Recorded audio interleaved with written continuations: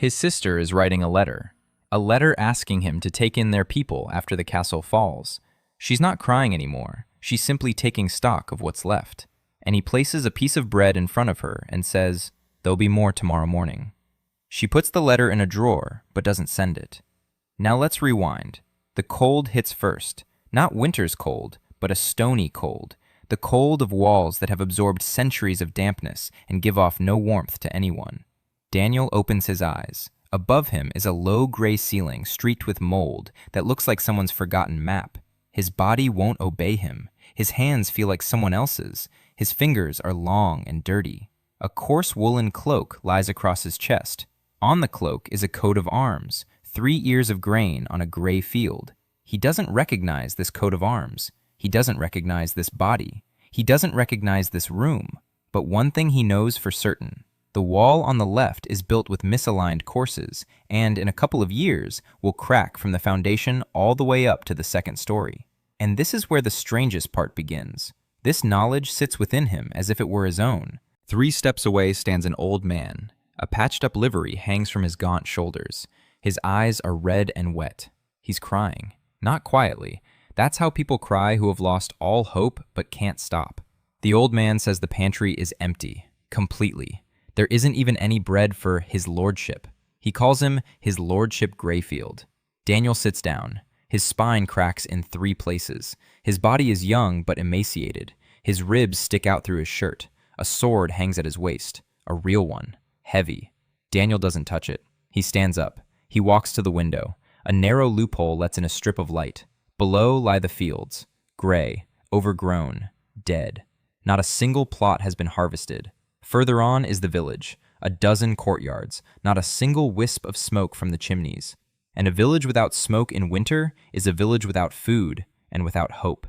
And here's something else. On the horizon, spearheads glint in the sun. Someone's spears. Someone is already on their way here, or standing there, waiting. Daniel asks the old man his name. The man wipes his face with his sleeve. Alfred Lowe, castellan of Greyfield Castle for 31 years. His voice trembles. Daniel nods and asks to be shown the castle, the whole thing, from the cellars to the roof. Alfred looks at him as if his lordship had asked for directions to the moon, but he leads the way. Greyfield Castle is what Daniel would have called, in his previous job, a dilapidated structure slated for demolition. 3 stories, 2 towers. One lost its top tier back in his grandfather's day. The mortar crumbles under his fingers. The north wall is cracked from the foundation to the battlements. The east tower is leaning 2 degrees. Right now, that's nothing. In 5 years, it'll be a lot. In 10, it'll be a disaster.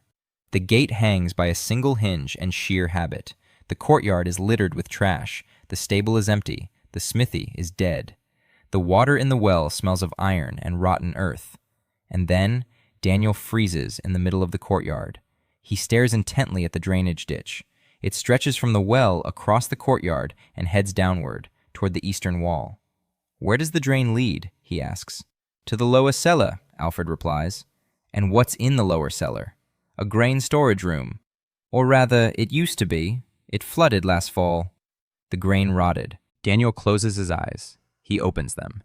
And right there in the air, a blueprint unfolds. Translucent, blue. It hangs before him, showing the entire castle. Every wall, every stone, every crack. And at the bottom, in small clear text, Lord System, the Greyfield Manor. Condition, critical. Daniel blinks. The blueprint doesn't disappear. It's real.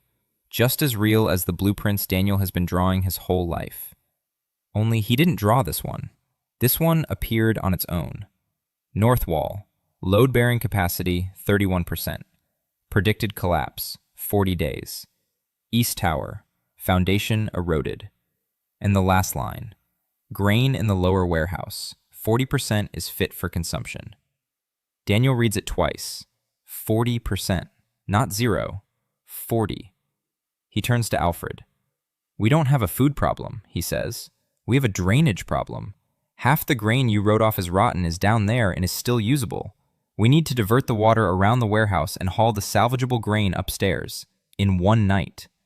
Alfred opens his mouth, closes it, opens it again. "How does your lordship know this?" Daniel doesn't answer. He asks how many people in the castle can handle a shovel. 4. Alfred himself, Bertram the stable hand, who has no horses, Martha the cook, and a girl, Eliza, his lordship's sister. Daniel freezes. A sister? This body has a sister. He climbs the worn steps to the room under the tower's roof. A girl is sitting at the table. Her light hair is tied back in a bun. Her hands are red and chapped. A stack of parchments lies before her, and she is writing, letter by letter. She doesn't look up. "If you've come to tell me we're going to die, I already know," she says. "And don't interrupt me. I need to finish this letter to Baron Kane, asking him to take in our people after Greyfield falls." Daniel looks at the parchment. The handwriting is even, not a single smudge. The hand of a person who clings to precision because there's nothing else to hold on to. "You don't have to finish it," he says. She looks up. Her eyes are gray, dry, angry. "Why?" "We'll have bread tomorrow morning." Eliza stares at him for 5 seconds. She returns to the letter. "I'll finish it, just in case."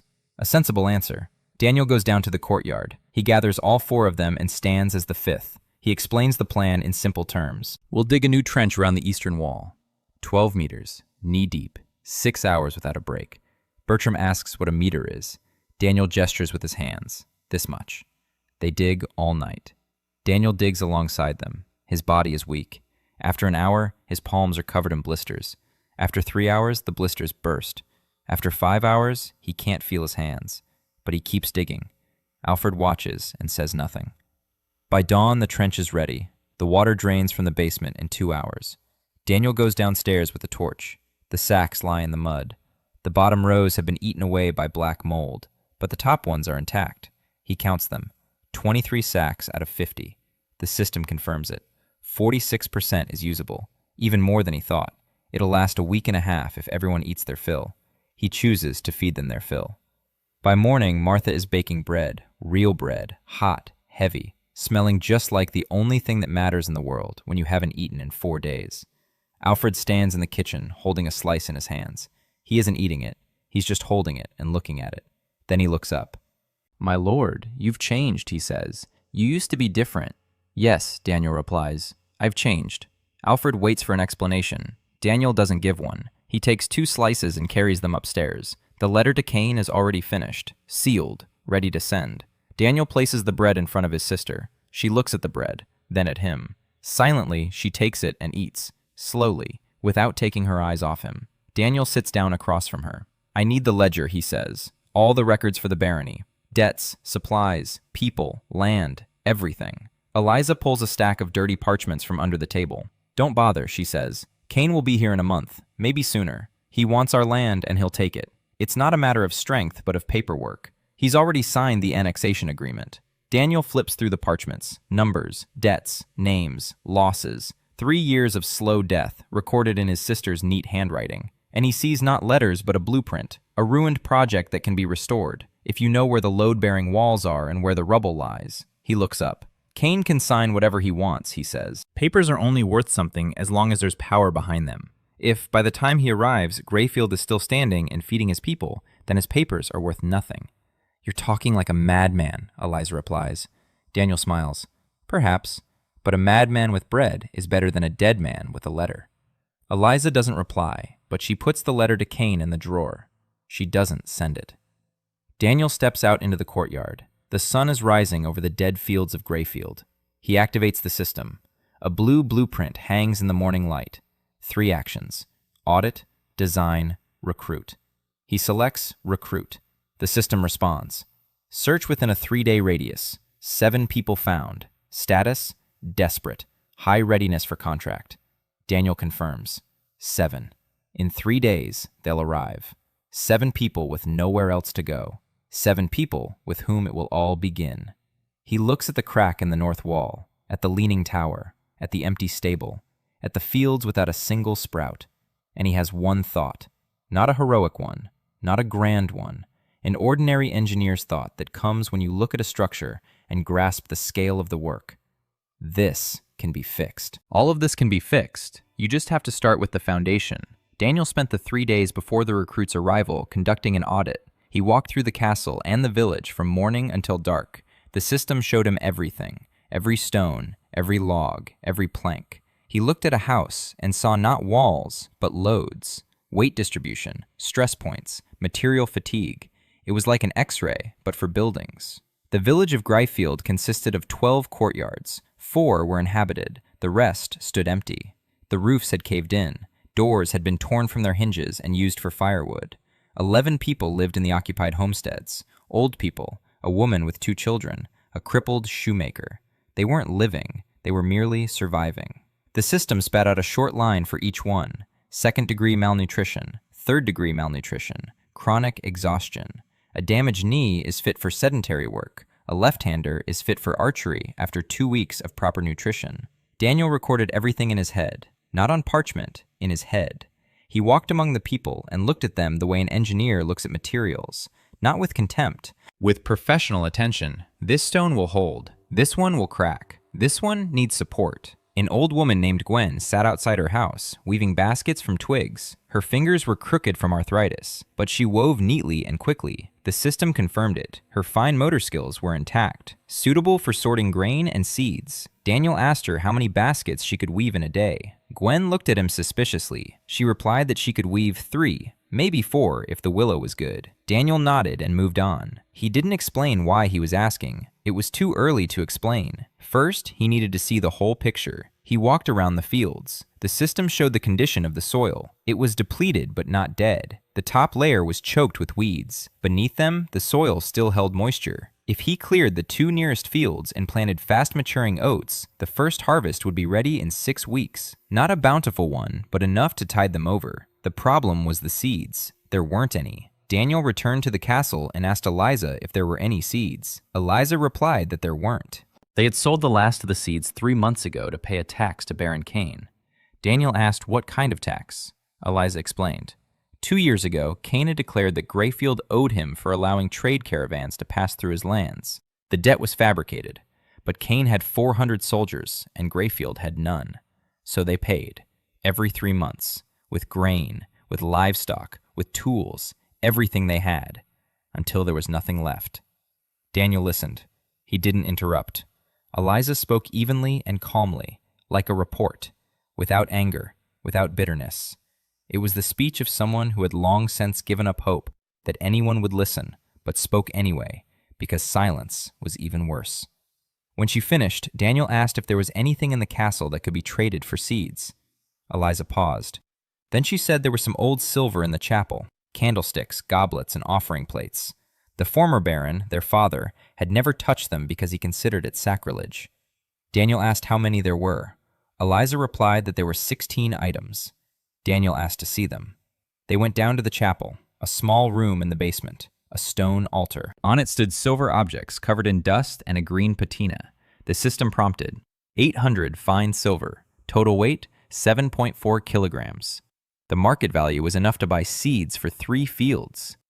Daniel said they would sell the silver. Eliza pressed her lips together. She said their father wouldn't have approved. Daniel replied that their father was dead and the living needed to eat. Eliza flinched. She looked at him with a long, heavy gaze. Then she nodded. The next day, Daniel sent Bertram with the silver to the nearest trading town. The journey took a day each way. Bertram was reliable, slow, honest to a fault. He would either return with the seeds or not return at all. While Bertram was on his way, Daniel set to work on the north wall. The system highlighted the crack in red. Load-bearing capacity, 31%. Predicted collapse in 40 days. He couldn't repair it without materials or people, but he could stabilize it. He spent 4 hours poring over the blueprint, sketching a shoring plan in the system. Not a permanent one, a temporary one. A wooden buttress made of logs propping up the wall from the inside. Rough, ugly, but it would give the wall another 3 months. The logs were there. 6 empty houses in the village, floor beams in each one. Daniel noted this on the drawing, and the system ran the calculations. Available material, 14 logs ranging from 3 to 5 meters in length, enough for a temporary reinforcement. He, along with Alfred and Martha, began dismantling the nearest empty house.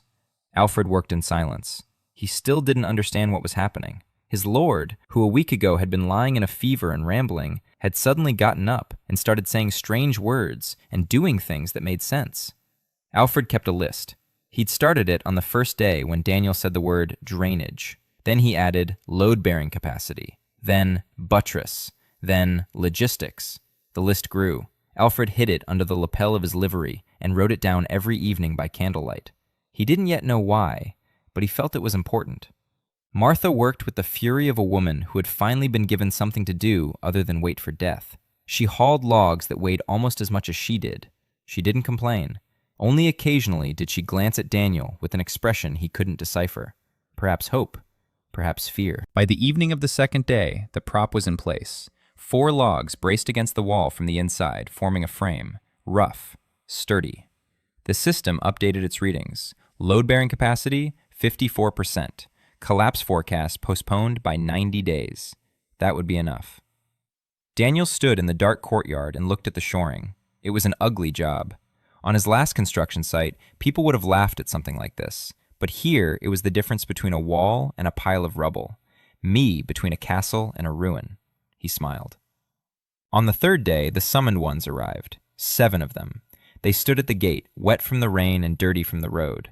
First was a man in his 40s, broad-shouldered, with a thief's brand on his left arm, which he covered with his sleeve. His name was Morgan. Standing next to him was a girl, small, red-headed, covered in dust from head to toe. It was his granddaughter, Lily. Next, a woman with dark hair pulled back in a braid, a calm face, a shoulder bag stuffed with little pouches and bundles of dried herbs. Han Son Mi. She bowed briefly and precisely. Behind her stood a tall woman with a scar across her eyebrow. Her arms hung loosely at her sides, but in the way that people who are used to reaching for a weapon let their arms hang. Catherine Brake. The remaining 3 were peasants, 2 men and an old woman. All were emaciated. All were silent. Daniel stood before them, and the system displayed a line of text for each one. Bricklayer, branded as a thief. Physical fitness at 60% of normal. Herbalist, extensive knowledge of medicinal plants. Physical fitness at 75%. Sergeant in the Royal Infantry. Deserter, 11 years of combat experience. Physical fitness at 82%. He didn't read this aloud. He simply said that, in Greife, there's bread, there's a roof, there's work, and they don't ask where you came from. Catherine asked, "And what in return?" Daniel replied that in return, they would help him ensure that there would always be bread, a roof, and work here. Catherine was silent for 3 seconds. Then she walked through the gate. The others followed her. That evening, everyone ate bread, at the same table, in the kitchen, where Martha was stoking the stove with pieces of furniture from the empty rooms. Daniel sat between Alfred and Morgan. Lily ate so quickly that she choked, and Sonmi silently slid a mug of water toward her. Catherine sat by the wall, eating slowly and surveying the room. She was counting the exits. A habit. Eliza didn't come down. She was eating in her room. Alone. Daniel didn't press the issue. It was too soon. Daniel conducted a thorough inspection of the castle and the village and assessed the condition of every person and every building. He traded the silver from the chapel for seeds to plant. He reinforced the north wall with a temporary log brace, extending its life by 3 months. On the third day, the 7 chosen arrived, among them key figures, Morgan with his granddaughter Lillian Sonmi and Catherine Brake. Eliza kept her distance and didn't trust her brother's new behavior. On the 4th day, Daniel divided the people up. Morgan and 2 peasants went to clear the fields. Morgan was a stonemason, not a plowman, but he had strong hands and knew how to work without complaining. Daniel explained what needed to be done. Remove the top layer of turf from the 2 nearest fields. Pull out the weed roots. Turn the soil over to the depth of a shovel. Morgan asked why they had to go so deep. Daniel replied that the lower layer of soil still held moisture and nutrients, and if they brought it to the surface, the seeds would take root faster. Morgan looked at him as if he were a man who said strange things, but who had also fed him bread the day before, and he went to work. Daniel put Catherine on guard duty, not because he expected an attack right away, but because she needed a task she understood. She was a soldier, so let her be a soldier. He had her patrol the perimeter of the village and the castle and report on everything she saw. Catherine left without a word. She returned 2 hours later. Her report was brief. The southern wall is low. The western moat is dry. The eastern approach is open. There's only one gate. A man with a sword can go anywhere. Daniel nodded. He knew all this, but he needed Catherine to know it too. He asked Sonmi to make a list. All the sick, all the wounded, everyone who needs help. Sonmi opened her bag and showed him. 32 kinds of dried herbs, 11 kinds of powders, 4 ointments in clay pots. She said she could treat simple wounds and fever. For serious cases, she needed fresh herbs, which weren't available here, and water. Clean water, not that iron-tasting sludge from the well. Daniel said he'd take care of the water. Sonmi nodded. She didn't ask when. She simply trusted that he would take care of it. It was strange. People don't trust strangers. But Sonmi had come from a place where everything had been taken away and where no one had helped her. And now here stood a man who spoke in concrete terms, not promises, no slogans, concrete words. A gutter, seeds, a wall, water. She decided to test him. Lily had been running after Daniel since morning. She was 17 but looked 13, small, thin, dirty. She didn't say a word. She just followed him and watched. When he stopped and looked at the wall, she stopped too and looked at the wall. When he bent down and touched a stone, she bent down and touched the stone next to it. Daniel noticed this around noon. He stopped at the east tower and asked Lily what she saw. Lily said the tower was leaning. Daniel asked which way. Lily pointed, to the east. And she added that it was wet at the bottom because water was seeping under the foundation from that side. Daniel froze. The system was showing him the same thing, a 2.3-degree tilt to the east, caused by groundwater from the eastern slope eroding the foundation. Lily had seen this without any system, just with her eyes. He asked how she knew. Lily shrugged. She said the stones were talking, if you listen. Daniel looked at her, a small, dirty girl who hears the stones. In a past life, he'd met people like that. On construction sites, they were called God-sent, people who sense the structure intuitively, without calculations, without blueprints. They just know where it will crack. He told Lily that he'd show her something that evening. Lily nodded, her eyes lit up. At lunchtime, Bertram returned from the trading post, alive, with seeds, 2 sacks of oats for quick sowing, 1 sack of barley, and news. On the way, he'd come across a convoy of 3 wagons heading east, merchants. They said that Baron Cain was gathering people, not an army, just people, 200 or so, for some work on the western border of his lands. Cain's western border is Greifield's eastern border. Daniel listened. His expression didn't change. He asked how many days ago Bertram had seen them. Bertram replied that it was yesterday. Daniel nodded and sent him to rest. Then he called for Catherine. He explained the situation to her. 200 people on the eastern border in a few days. It could be a construction project. It could be preparation for an invasion. It could be a show of force. Catherine asked how many fighters Greyfield had. Daniel replied that there was one. Her. Catherine didn't smile.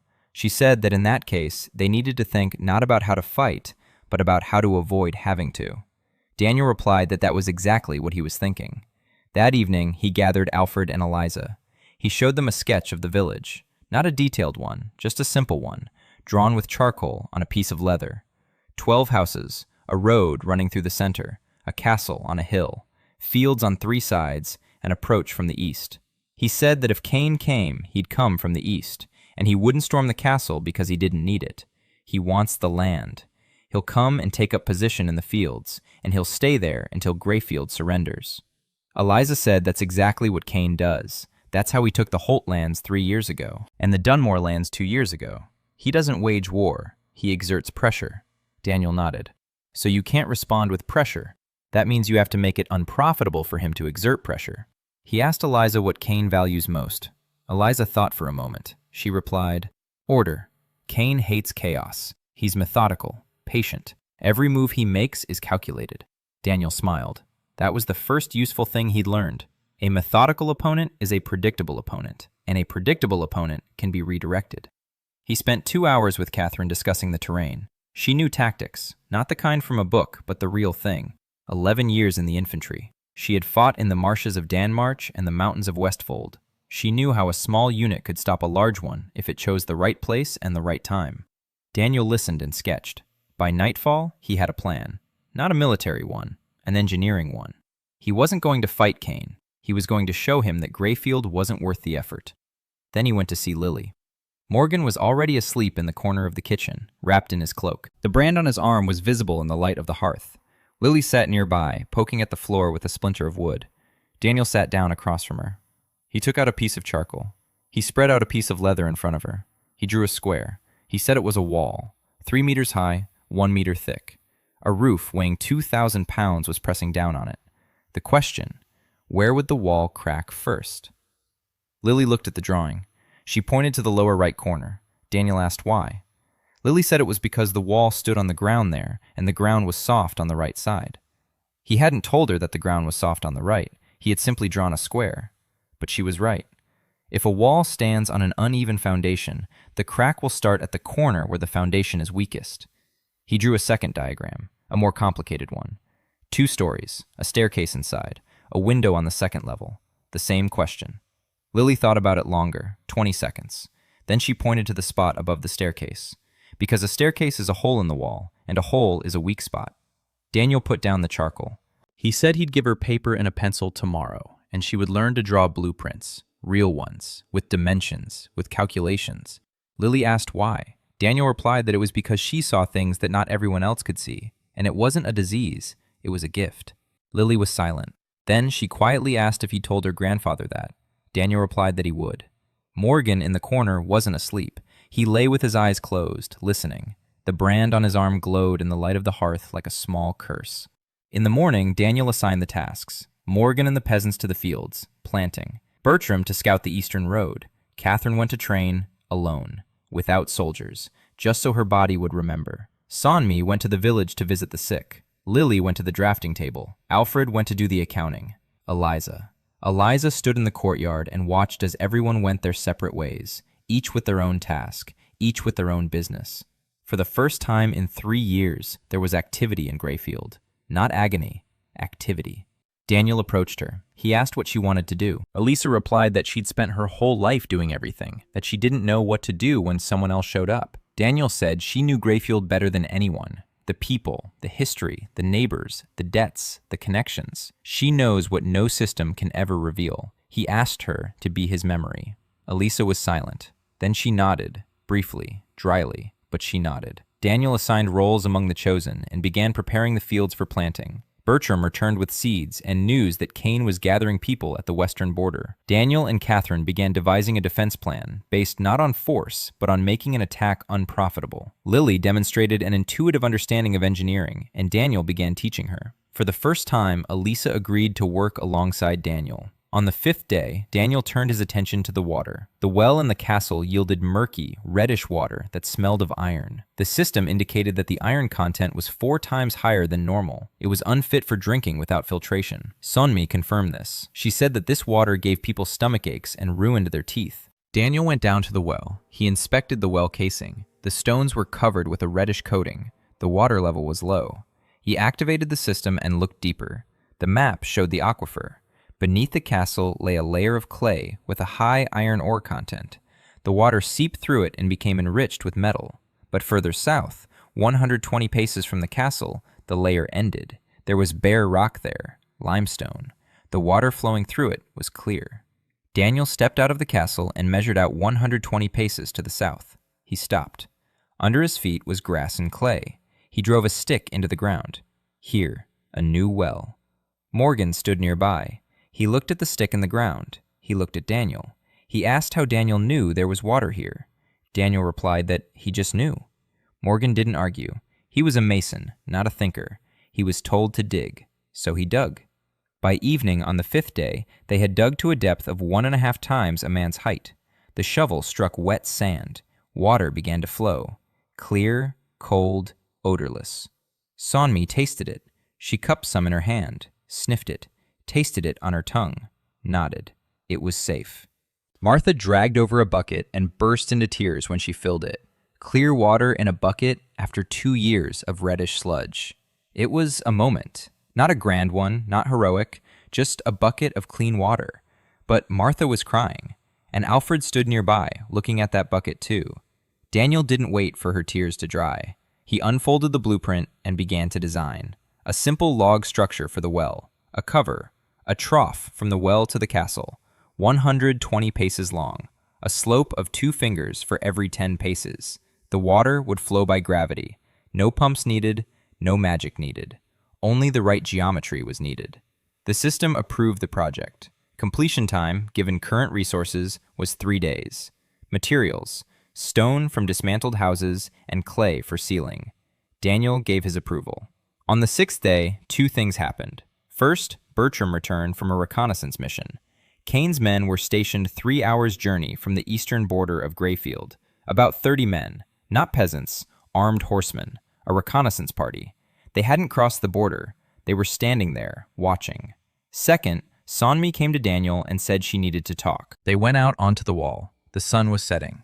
Sonmi said that old Gwen from the village was sick. Not just sick, dying. She has a festering wound on her leg that she's been hiding under rags for 3 months. Sonmi can treat her, but she needs fresh herbs, specific herbs. They grow in the forest south of Greyfield, but the forest is technically Countess Delacroix's territory. If anyone from Greyfield goes in there and gets caught, it's a cause for conflict. Daniel asked what herbs were needed. Sonmi named 4 plants. Daniel didn't know a single one, but he knew something else. He asked the system. A map of the territory unfolded. The southern forest. Delacroix's border was marked in red, but between the forest and the border was a stretch of no man's land, a strip 200 paces wide, an abandoned road. According to Einhold's law, roads between estates belong to no one. They are communal, and everything that grows on communal land is communal. Daniel told Sonmi that if the herbs grew no more than 200 paces from the road, they could take them legally. Sonmi looked at him. She asked how he knew the law about roads. Daniel didn't know. The system knew that.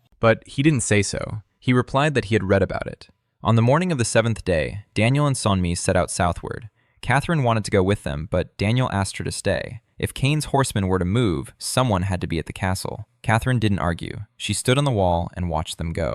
The road south led through fields and then over a low hill. Beyond the hill lay a forest, dark, old. The trees stood so thickly that the sun barely filtered through the canopy. Daniel looked at the forest and the system displayed the data. High biomass, species diversity, normal. The soil is acidic. The water table is close to the surface. A good forest, alive. Sonmi entered it as if she were coming home. She moved quietly and confidently. She bent down toward the ground. She touched the leaves. She sniffed the bark. She wasn't looking for herbs. She could see them, just as Daniel could see the cracks in the walls. An hour later, she had all 4 plants. She gathered them carefully. She didn't tear them. She cut them at the base with a small knife. She left the roots in the ground. Daniel asked why. Sonmi replied that if you pull it out by the roots, the plant will die. But if you cut it correctly, it will grow back, and in a month, you can come back for another batch. Daniel thought that this was engineering thinking, only for living things. On the way back, Sonmi spoke up. For the first time ever, she spoke more than 3 sentences in a row. She told him that her father had been a merchant. He'd sailed in from the Eastern Islands 20 years ago. He settled in Einhold. He traded in spices and medicines. He taught Sonmi to read in 3 languages and to draw maps of trade routes. He loved maps. He said the world made more sense when it was drawn. 2 years ago, Baron Cain imposed a triple tax on Eastern merchants. Sonmi's father couldn't pay. He lost his home. He lost his merchandise. He fell ill with a fever. Sonmi nursed him for 3 weeks. She couldn't save him. She was missing 1 herb, just one. She knew which one. She knew where it grew. But that herb grew on Cain's lands, and picking it was forbidden. Her father died. Sonmi left. She walked for 2 weeks. She heard Greyfield's call. She came. Daniel listened and said nothing. When she finished, he said 1 sentence. He said he would build her an infirmary, a real one, with clean water, with a place for every patient, with a year's supply of herbs, so that she would never again have to watch someone die a single herb was missing. Sonmi didn't answer. She walked beside him and said nothing. But when they returned to the castle and she was climbing the stairs to see the sick Gwen, Daniel noticed that her hands were no longer trembling. That evening, he sat at the table in his room and worked. Blueprints lay before him. A well, a water conduit, a crop layout plan, a diagram of the wall's reinforcement, a list of people, a list of tasks, a list of problems. There were more problems than solutions. There was enough food for 10 days. The wall would hold for 3 months.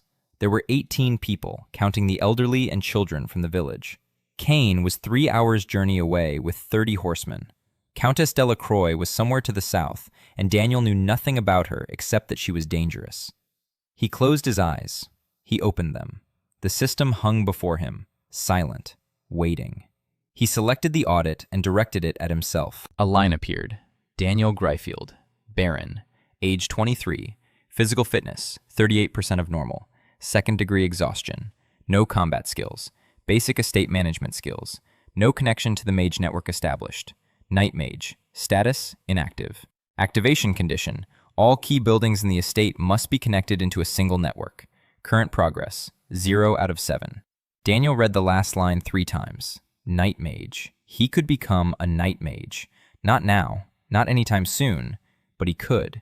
If he builds everything that's needed, if he connects every building to every other, if he turns Gryfield not into a collection of structures, but into a single organism. He's an engineer. He's been doing this his whole life. Only before, it was called designing a building's engineering systems, and here, it was called magic. He put away the blueprints, blowed out the candle, lay down on the hard bed.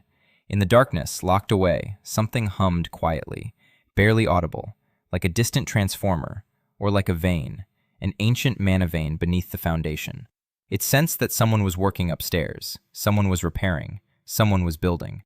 For the first time in a long time, Daniel didn't know what the sound was, but he fell asleep peacefully to it.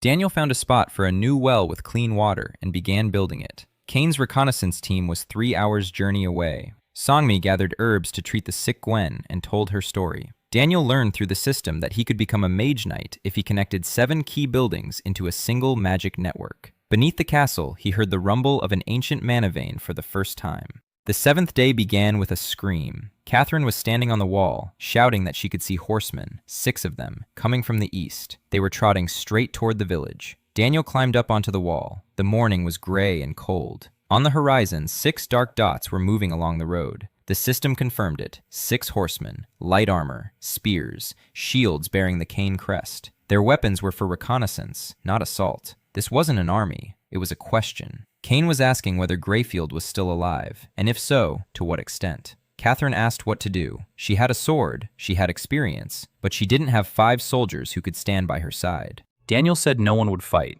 Catherine looked at him as if he'd lost his mind. He explained. These 6 had come to see an empty village, a dead castle, starving old people. They'd come to make sure they could take Gryfield without a fight, so they needed to show them otherwise. Daniel went down to the courtyard. He gathered everyone, every single one of them. Morgan, the peasants, Sonmi, Martha, Bertram, old Gwen, who was already hobbling on her bandaged leg, even Lily, even Alfred, even Eliza. 23 people, including the elderly and the children. He told them that in half an hour, 6 of Baron Kane's horsemen would enter the village. They'd come to watch. Let them watch. Each of you will now go to your assigned spot and get to work. Morgan, lay stones on the wall. Bertram, stand by the gate with the spear he found yesterday in the armory. Martha, go to the kitchen and stoke the stove so smoke comes out of the chimney. The peasants, to the fields, with shovels. Work. Gwen is to weave baskets by the house. Lily is to repair the masonry on the roof of the east tower. Sonmi is to go to the village to tend to the sick.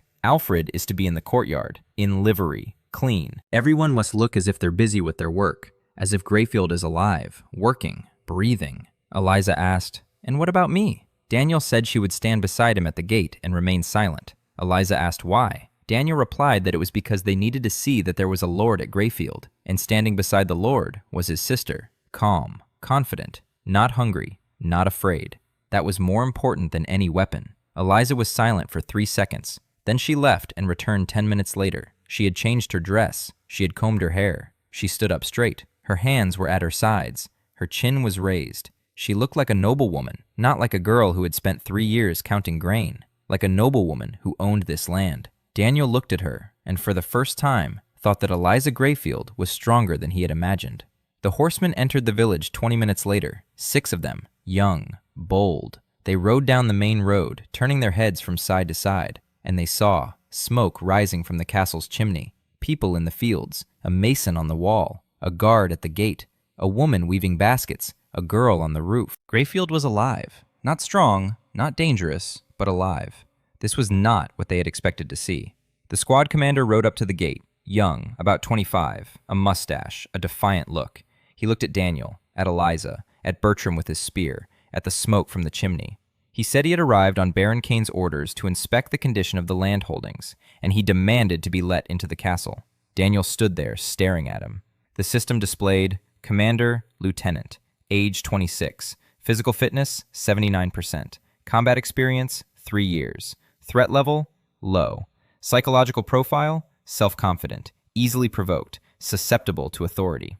Daniel did not provoke him. He replied calmly and evenly. He said that Gryfield welcomed Baron Kane's people, that he was pleased the Baron was interested in the well-being of his neighbors, and that he would be happy to conduct the examination himself and send the results to Baron Kane in writing, as required by the protocol between equal estates. He pronounced the word equal very clearly. The lieutenant blinked. He hadn't expected protocol. He'd expected fear, empty eyes, pleas, perhaps tears, not protocol. The lieutenant said that Baron Kane did not consider Greyfield an equal domain. Daniel replied that Einhold's law did, and as long as the royal court had not stripped Greyfield of its baronial status, it remained a barony, with the right to its borders, with the right to protocol, with the right to deny access to armed men without an invitation. The lieutenant flushed. His hand rested on the hilt of his sword. 5 horsemen behind him drew closer. Catherine, on the wall, placed her hand on her bow. She had 4 arrows, enough for 4, not enough for the rest. But the lieutenant didn't see Catherine. He saw only Daniel and Eliza and Bertram's spear. Daniel didn't move. He kept looking at the lieutenant, calmly, without anger, without fear, like an engineer looking at a crack in a wall, a problem, a solvable one. Then he added one more sentence. He said that Greyfield would be happy to receive Baron Kane in person, for dinner and a conversation about good neighborly relations, and that he was certain Baron Kane would prefer to see everything with his own eyes rather than through the lieutenant's report. It was a masterstroke, subtle, precise. The lieutenant understood. If he stormed in by force now, his report to Kane would not be, "Greyfield is empty," but "Greyfield resisted, and I used force against a barony that technically still exists." Kane wouldn't approve of that. Kane is methodical. Kane hates paperwork more than he hates enemies. The lieutenant took his hand off his sword. He said he would pass on the invitation to the Baron. He turned his horse around. The 6 of them rode off. When the dust from their hooves settled, Bertram exhaled so loudly that he could be heard across the field. Martha peeked out of the kitchen. Alfred stood in the middle of the courtyard, white as a sheet. Eliza stood next to Da and didn't move. She said quietly that it was either very clever or very foolish. Daniel replied that they would find out in a week, when Kane decided whether to accept the invitation or send an army. Eliza looked at him. For the first time in all these days, there was something in her eyes besides fatigue and anger, something resembling curiosity. She asked who he was, not what had happened to him, not why he'd changed, but who he was. Daniel remained silent, not because he didn't want to answer, but because he didn't know how to explain it. He was an engineer from another world, trapped in the body of a dead baron, rebuilding the barony according to blueprints that only he could see. That wasn't the kind of truth you could say out loud on the 7th day of knowing someone. He replied that he was the one who would fix this house. And that was the truth. That evening, Daniel climbed onto the roof of the tower. Lily was already there. She was sitting on the edge, dangling her feet over the abyss. Next to her lay a piece of leather with a drawing on it. A water tower. Lily had drawn a water tower. Roughly. No dimensions, no calculations, but the shape was correct. A wide base, a shaft tapering upward, a reservoir at the top, a downspout branching off in 3 directions. Daniel took the sketch. He looked at it. The system overlaid its analysis on top. The concept is viable. Load calculations and hydrostatic pressure calculations are required. He sat down next to Lily. He said the sketch was good and asked why there were 3 directions for the water outlet. Lily said 1 goes to the castle, 1 to the village, 1 to the fields. 3 places that need water. Daniel nodded. The logic was sound. The proportions were off. A tower of that shape wouldn't support the weight of a full reservoir. A buttress was needed. Or a different base design. He began to explain. Lily listened. She interrupted him. She argued. She said the stone would hold because it was strong. Daniel explained that strong and stable are 2 different things. A stone can be strong, but if the force presses not from above but from the side, it crumbles. Just as a strong person can fall if you push them not in the chest but in the knee. Lily fell silent. She thought. Then she said that in that case, the tower needed knees. Daniel smiled. Buttresses. She had called the buttresses knees, and she was absolutely right. Down in the courtyard, Alfred stood with a torch and wrote down another word on his secret list. Today he had heard the words protocol and hydrostatic pressure. He didn't know what either of them meant, but he sensed that the world around him was changing, and that the man on the roof of the tower, talking to the red-haired girl about the knees of buildings, wasn't the same Baron he'd known for 31 years. It was someone else, and for the first time, Alfred thought that maybe it wasn't such a bad thing. On the 8th day, Daniel stood over the blueprint of a smithy. Not the smithy that had been in the castle, That smithy was dead. The roof had caved in, the horn had crumbled, the anvil had sunk into the ground and was covered in rust. The system indicated, restoration is impractical. It's easier to build a new one. Daniel agreed, it's easier to build a new one, but not just anywhere. He unfolded a map of the estate and thought. The forge is the first key building out of 7. If he placed it correctly, it would begin to draw mana from the ground and power the blacksmith. If he placed it incorrectly, it would be just a forge. A good one, but an ordinary one. The difference between right and wrong here wasn't a matter of the architect's taste. It was the physics of the mana grid. The system displayed the underground mana flows as thin blue lines. They radiated from the central vein beneath the castle in all directions, like the roots of a tree. One branch extended to the northwest, strong, stable, 4 meters deep. If the forge were placed directly above it, the bellows would become a collection point. Mana would rise through the foundation into the stone. From the stone into the bellows. From the bellows into the metal. A blacksmith working in such a forge would forge faster, more precisely, and wouldn't even notice why. Daniel marked the spot on the map, the northwestern edge of the village, near the road for easy delivery of coal and ore, near a stream for cooling, and directly above the mana branch. He called Morgan over, showed him the spot. He explained that this is where the forge would be. Morgan looked at the site, then at Daniel. He said he'd never built a forge before. He's a mason. He builds walls.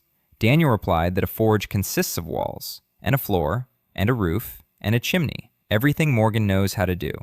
Daniel would design the forge and the anvil himself. Morgan asked how his lordship knew how a forge was built. Daniel replied that he'd seen the blueprints. It was true. He'd seen the blueprints. Blue ones, semi-transparent, hovering in the air right in front of his face. But Morgan didn't need to know that. Morgan nodded and went to get his tools. He moved differently. Daniel noticed it. In the early days, Morgan walked hunched over. He hid his left hand with the brand. He stared at the ground. Now he walked more steadily. Not straight, but more steadily. He had a job. A specific job for his specific hands. That changed people, Daniel knew from his past life. On a construction site in Oakland, he'd had a guy working for him who'd just gotten out of prison. The first week, the guy hid behind the tool shed and smoked. The second week, Daniel handed him an angle grinder and told him to cut the rebar to these measurements. A month later, the guy wasn't smoking or hiding anymore, and he asked if he could learn how to weld. Hands that have something to do don't tremble. Lily came on her own. No one had called her. She stood next to Morgan and said she'd help out. Morgan snapped at her, saying a construction site wasn't a place for girls. Lily didn't leave. She sat down 3 steps away and started drawing. She was drawing a blacksmith shop, not the one Daniel was designing, her own, with 2 furnaces instead of 1, with windows facing west so that light would fall on the anvil until evening, with a water trough running along the wall. Daniel saw her drawing an hour later. He crouched down beside her. He looked at it. 2 furnaces. He asked why 2. Lily explained, 1 furnace means 1 temperature, but the iron for horseshoes needs to be heated differently than the steel for swords. 2 furnaces, 2 settings. The blacksmith doesn't waste time waiting for the forge to cool down or heat up to the right temperature. Daniel was silent for 10 seconds. Then he opened the system and recalculated the project. 2 forges. Material consumption increased by 1/3. Fuel consumption increased by 1/4, but productivity doubled. He approved the change. He told Lily that her idea was being incorporated into the project. Lily broke into such a wide smile that the gap between her front teeth became visible. Morgan stood there listening. He looked at his granddaughter, at the blueprint, at Daniel, and said nothing. But he no longer hid the brand on his arm. By the evening of the 8th day, the foundation of the smithy had been laid. 4 rows of stone. Morgan worked as he breathed, steady, powerful, without any unnecessary movements. The system showed that the quality of the masonry was 87%. The jointing was correct. The mortar was mixed with the correct ratio of sand to lime. Morgan was a good mason. He was a very good mason. The thief's brand on his arm had nothing to do with the quality of his work. Daniel thought that in this world, a brand was worth more than skill, and that it was wrong. On the 9th day, what Daniel had been waiting for and fearing happened. In the morning, Alfred came up to his room looking like a man who'd just been punched. He said a woman had arrived, alone, on foot, unarmed. She was wearing a gray hooded cloak. She called herself a traveler and asked for shelter for 1 night. Daniel went down to the courtyard. The woman was standing by the well. Her hood was thrown back. Her face was young, about 24 years old. She had short-cropped, dark hair. Her eyes were gray and calm, like an autumn lake. Around her neck hung a simple wooden pendant in the shape of a circle with a dot in the center. The system displayed Anneli Hoff, age 24, former nun of the Order of the Gray Circle. Status, defrocked. Physical fitness, 68%. Abilities, resonance with mana streams. Sensitivity level, high. Hidden information detected. The system flashed red. The Order of the Gray Circle. Daniel recognized that name. Eliza had mentioned it in passing 3 days ago when she was telling the story of the barony. The Gray Circle is one of the branches of the Order of Ash, the very sect that wants to free the mana veins from beneath human structures, to bring it all crashing down, to return the mana to the earth. Standing before him was a nun from the organization that might have destroyed his family, his new family, the one he had never known. Daniel looked at her. Anneli looked at him. She didn't know that he could see the system's message floating above her head. She saw a young baron with tired eyes and calluses on his hands. She said she was only asking for a place to sleep for the night. She would leave in the morning. Daniel said that in Greyfield they didn't turn away travelers, and he offered her something to eat. Anneli accepted the bread and water and sat down by the wall. She ate slowly, in silence, and as she ate, she sang softly, barely audible, no words, just a melody, soft and steady, like a breath. Sonmi stood by the door of the infirmary, which for now was just a room with a table and a pile of rags, and watched the traveler. Then she turned to Daniel. She said that old woman Gwen was recovering faster than she should be. The wound, which by all accounts should have taken for another 2 weeks, had almost closed up in 3 days, ever since this woman had arrived. Daniel nodded. He wasn't surprised. The system had revealed Anneli's abilities, resonance with mana flows. Her singing amplified what was already flowing through the earth. It didn't heal, it amplified the healing. It was as if someone had opened a valve on a pipe and the water was flowing more strongly. He decided not to tell Anneli that he knew who she was. Not yet. It was too early. There wasn't enough information. Either she was fleeing the order for, or she was a spy. If she was a fugitive, she was a valuable asset and needed to be kept. If she was a spy, she needed to be kept close so he could see what she was doing. In either case, there was only one right decision. Let her stay. He told Anneli that if she wanted to stay longer than just the night, he could find her work. Anneli looked up at him. Something flashed in her eyes. Something. Surprise, or relief, or fear. She said she'd think about it. Daniel nodded and left. On the 10th day, the walls of the smithy had risen by a meter. Morgan worked from dawn until dark. 2 peasants and Bertram were helping him. Lily sat nearby and drew. She had redrawn the blueprint for the water tower 4 times already. Each time, it was better. Each time with new details. The buttresses, which she called knees, became thicker and more precise. The gutter branched off in 4 directions instead of 3. The 4th led to the smithy. Because the smithy needs water too, Lily said. Daniel checked every drawing. He adjusted the proportions. He explained the calculations. Lily argued. Then she agreed. Then she argued again. She was as stubborn as the stone she understood so well. Anneli stayed. She didn't say so out loud. She just didn't leave that morning. Instead, she helped Sonmi. She washed rags. She prepared herbal decoctions. She sang. Gwen was back on her feet in 5 days instead of the expected 14. Sonmi watched this with professional interest. She didn't ask any questions. Not yet. Catherine trained every day. In the morning, on the wall. In the evening, in the courtyard. Sword in hand. Alone. The same movements over and over again. Strike. Block. Dodge. Turn. Strike. Her body remembered. 11 years in the infantry aren't forgotten in a few months of desertion.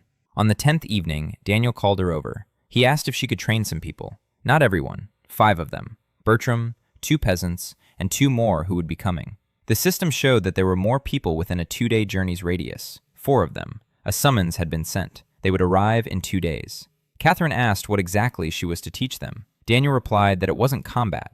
Defense. Standing in formation. Holding a shield. Not running away. Catherine said that would take time, weeks, even months. Daniel replied that they only had days. Catherine was silent for a moment. Then she said he was crazy, but that she'd give it a try. Eliza spent the whole day in the archives, a small room behind the chapel, crammed with dusty scrolls and old books. Daniel had asked her to find everything related to Greyfield's history, treaties with neighbors, records of borders, court rulings, tax records, anything that might come in handy in a conversation with Cain. because Cain would come. Daniel was certain of that. Cain is methodical. Cain won't storm in. Cain will accept the invitation and come to see for himself. And by that time, Daniel must have papers in his hands, not a sword.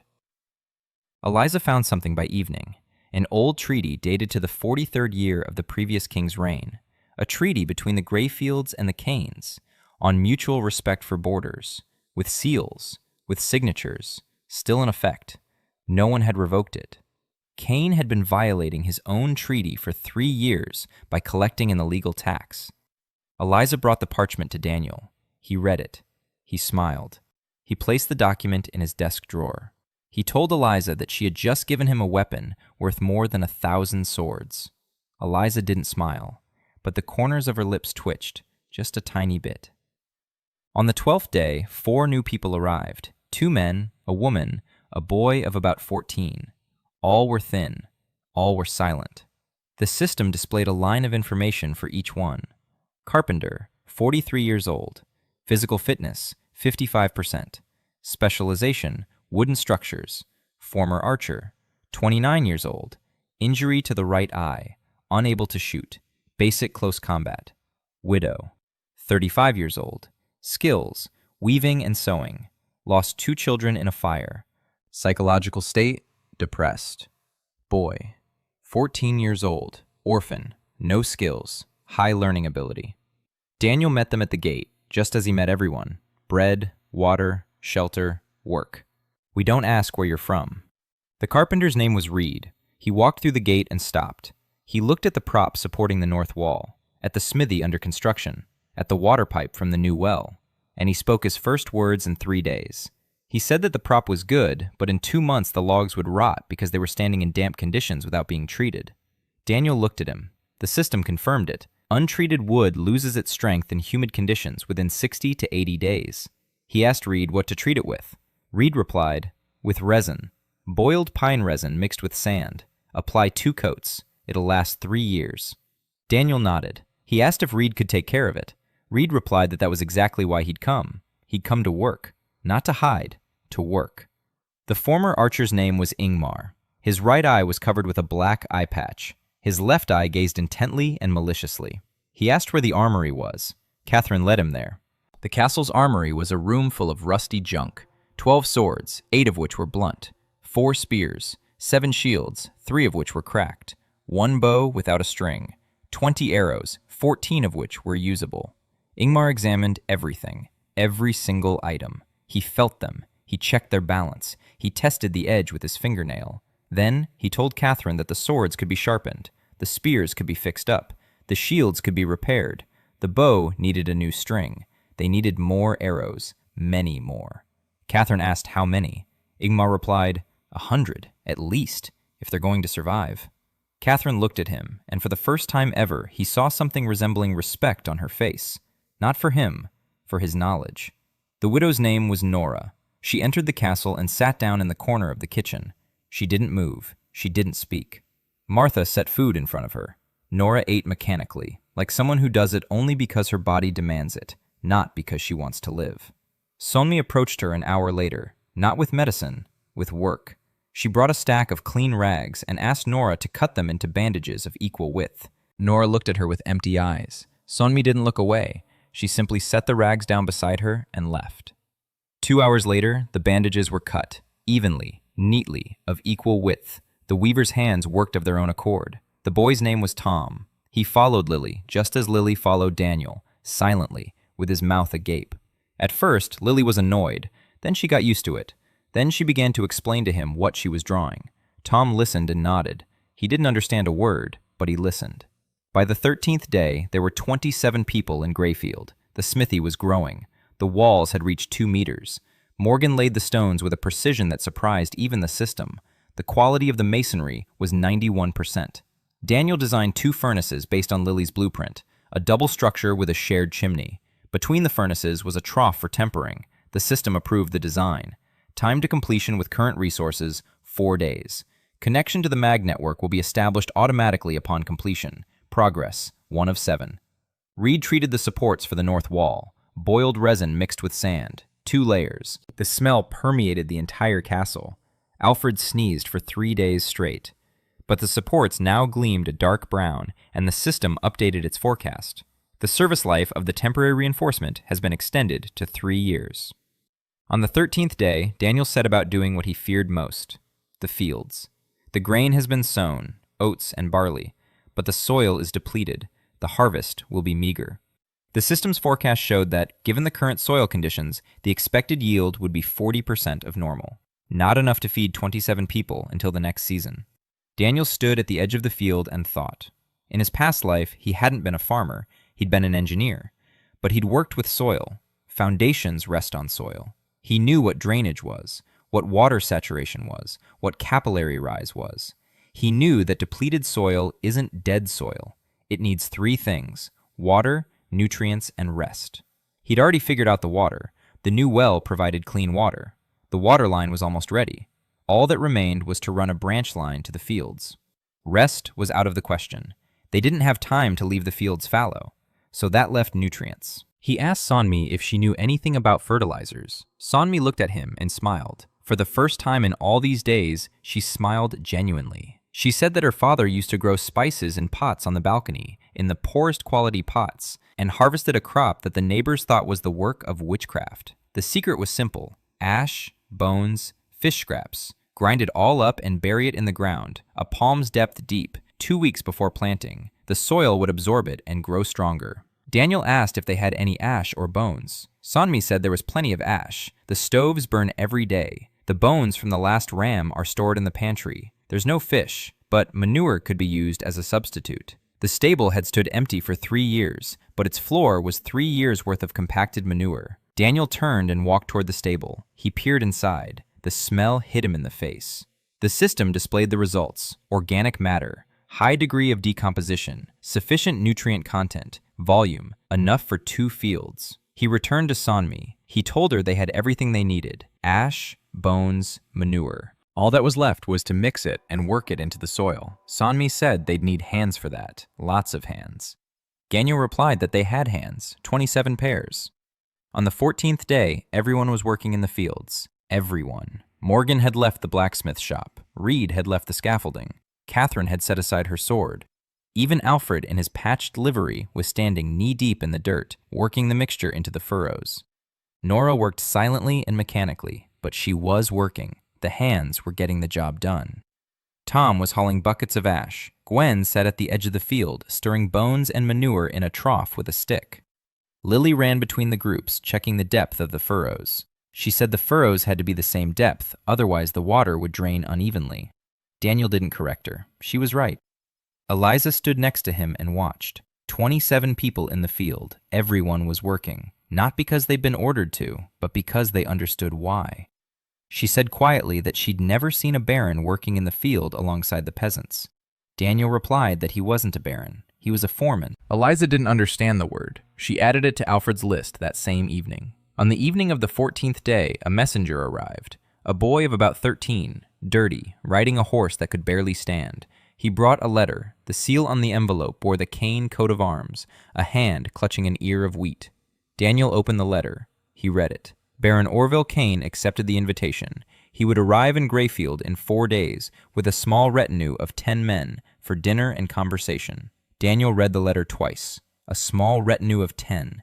That meant Kane wasn't coming to fight. He was coming to observe, to assess, to decide. And if he didn't like what he seed, he'd return with 500 men. 4 days. Daniel had 4 days to transform a dying barony into something worthy of the respect of a 50-year-old man who had ruled with an iron fist for 30 years and respected no one. Daniel folded the letter, put it in his pocket, looked at the sunset. 4 days. He turned and walked over to the table. He laid out the blueprints and began to plan. 4 new people arrived, including Reed, the carpenter, and Ingmar, the former archer. The smithy is under construction and will be the first building connected to the magic network. Reed treated the wall supports, extending their service life to 3 years. With Sonmi's help, Daniel found a way to fertilize the depleted fields using bone ash and old manure. Kane sent a reply and will arrive in 4 days with 10 men. Daniel has 4 days to prepare. Daniel spent the first of the 4 days before Kane's visit on the smithy. Morgan worked like a man possessed. The walls rose to their full height. Reed cut the rafters and began laying the roof. By evening, the smithy was standing. Rough, stocky, stone walls 2 elbows thick, 2 openings for the furnaces, 1 chimney, 2 windows facing west, just as Lily had designed. A doorway without a door, because there were no doors yet. But the building stood. Daniel stepped inside. He activated the system. The blueprint overlaid reality. Every stone, every joint, every beam. Structural integrity, 94%. Linked to the mag grid, awaiting furnace activation. The furnace wasn't there yet. There were only openings for it. The furnace required fire brick. The local limestone wasn't suitable. It cracked under the heat. Daniel unfolded the map. The system showed that 4 hours' journey to the north, there was a sandstone deposit, refractory stone suitable for building the furnace. There was enough of it. He sent Bertram and 2 peasants with a cart. Bring back as much as you can carry. By tomorrow evening. Bertram didn't ask why. He was used to it by now. My lord says, Bertram does. Bertram wasn't the smartest man in Greyfield, but he was the most reliable. Daniel spent the second day of preparations on the men. He gathered everyone in the courtyard that morning. 27 men stood before him in the morning mist. He explained. In 3 days, Baron Kane would arrive. A neighbor. Powerful. Dangerous. He would come to inspect, and he must see not ruins, but an estate. Not a crowd of refugees, but people with purpose and order. Not weakness, but dignity. To achieve this, there's no need to pretend. They must be what they've already become, just faster. Catherine led the first drill. Bertram, Ingmar, 2 peasants, Tom, 5 men. With weapons, if you could even call them weapons. Bertram with a spear he already held with practiced ease. Ingmar with a sword in his left hand because his right eye didn't work, and his right hand instinctively reached for his eye patch rather than his weapon. 2 peasants with shields, which they held like trays. Tom with a stick instead of a spear, because a real spear was too heavy for his hands. Catherine looked at them and remained silent for 30 seconds. Then she said she'd seen worse. Near the Dune Pass, she had once been given a squad of 12 fishermen who didn't know which end of a spear to hold. After 3 weeks, they were marching in formation. She didn't have 3 weeks. She had 3 days. But she would try. She started with the basics. Stand. Just stand. Straight. Don't slouch. Don't shift your weight. Shield on the left, weapon on the right. Eyes forward. Feet shoulder-width apart. Stand and don't move. 20 minutes, then 30, then an hour. It was boring. It was painful. It was the most important thing they could learn in 3 days. A soldier who stands straight and looks ahead looks like a soldier, even if he was plowing a field yesterday. The body remembers a posture faster than a technique. Daniel didn't interfere with the training. Catherine knew her stuff. He was busy with something else. The castle, the courtyard, the approach, everything Kane would see as he rode up to the gates. Daniel walked the route from the eastern road to the castle gates. 700 paces. 700 paces during which Kane would form his first impressions. The first thing he'd see would be the fields. Were they green? Were people working in them? Then the village. Smoke from the chimneys, children in the street, the sounds of work. Then the road to the castle. Is it smooth? Is it clean? Then the gates. A guard, a wall, a flag. Daniel stopped. The flag. Greyfield has no flag. 3 ears of grain on a gray field are embroidered on his cloak, but there is no flag on the wall. A flag is the first thing you see from afar. A flag is a statement. We're here. We're alive. We remember who we are. He went over to Nora. Nora was sitting in the corner of the kitchen, cutting bandages. Her hands were working. Her eyes were empty. Daniel sat down across from her. He said he needed help. He needed a flag. 3 ears of grain on a gray field. He had the fabric. He just needed hands that knew how to sew.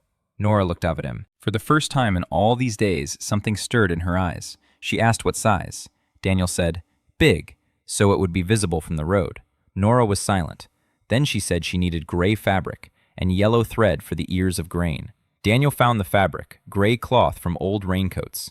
Sonmi made the yellow thread from flax fibers dyed with onion peel decoction. Nora sewed for 2 days, in silence, without breaks. Her fingers moved just as precisely as when she cut bandages, only now they were creating, not destroying pain, creating.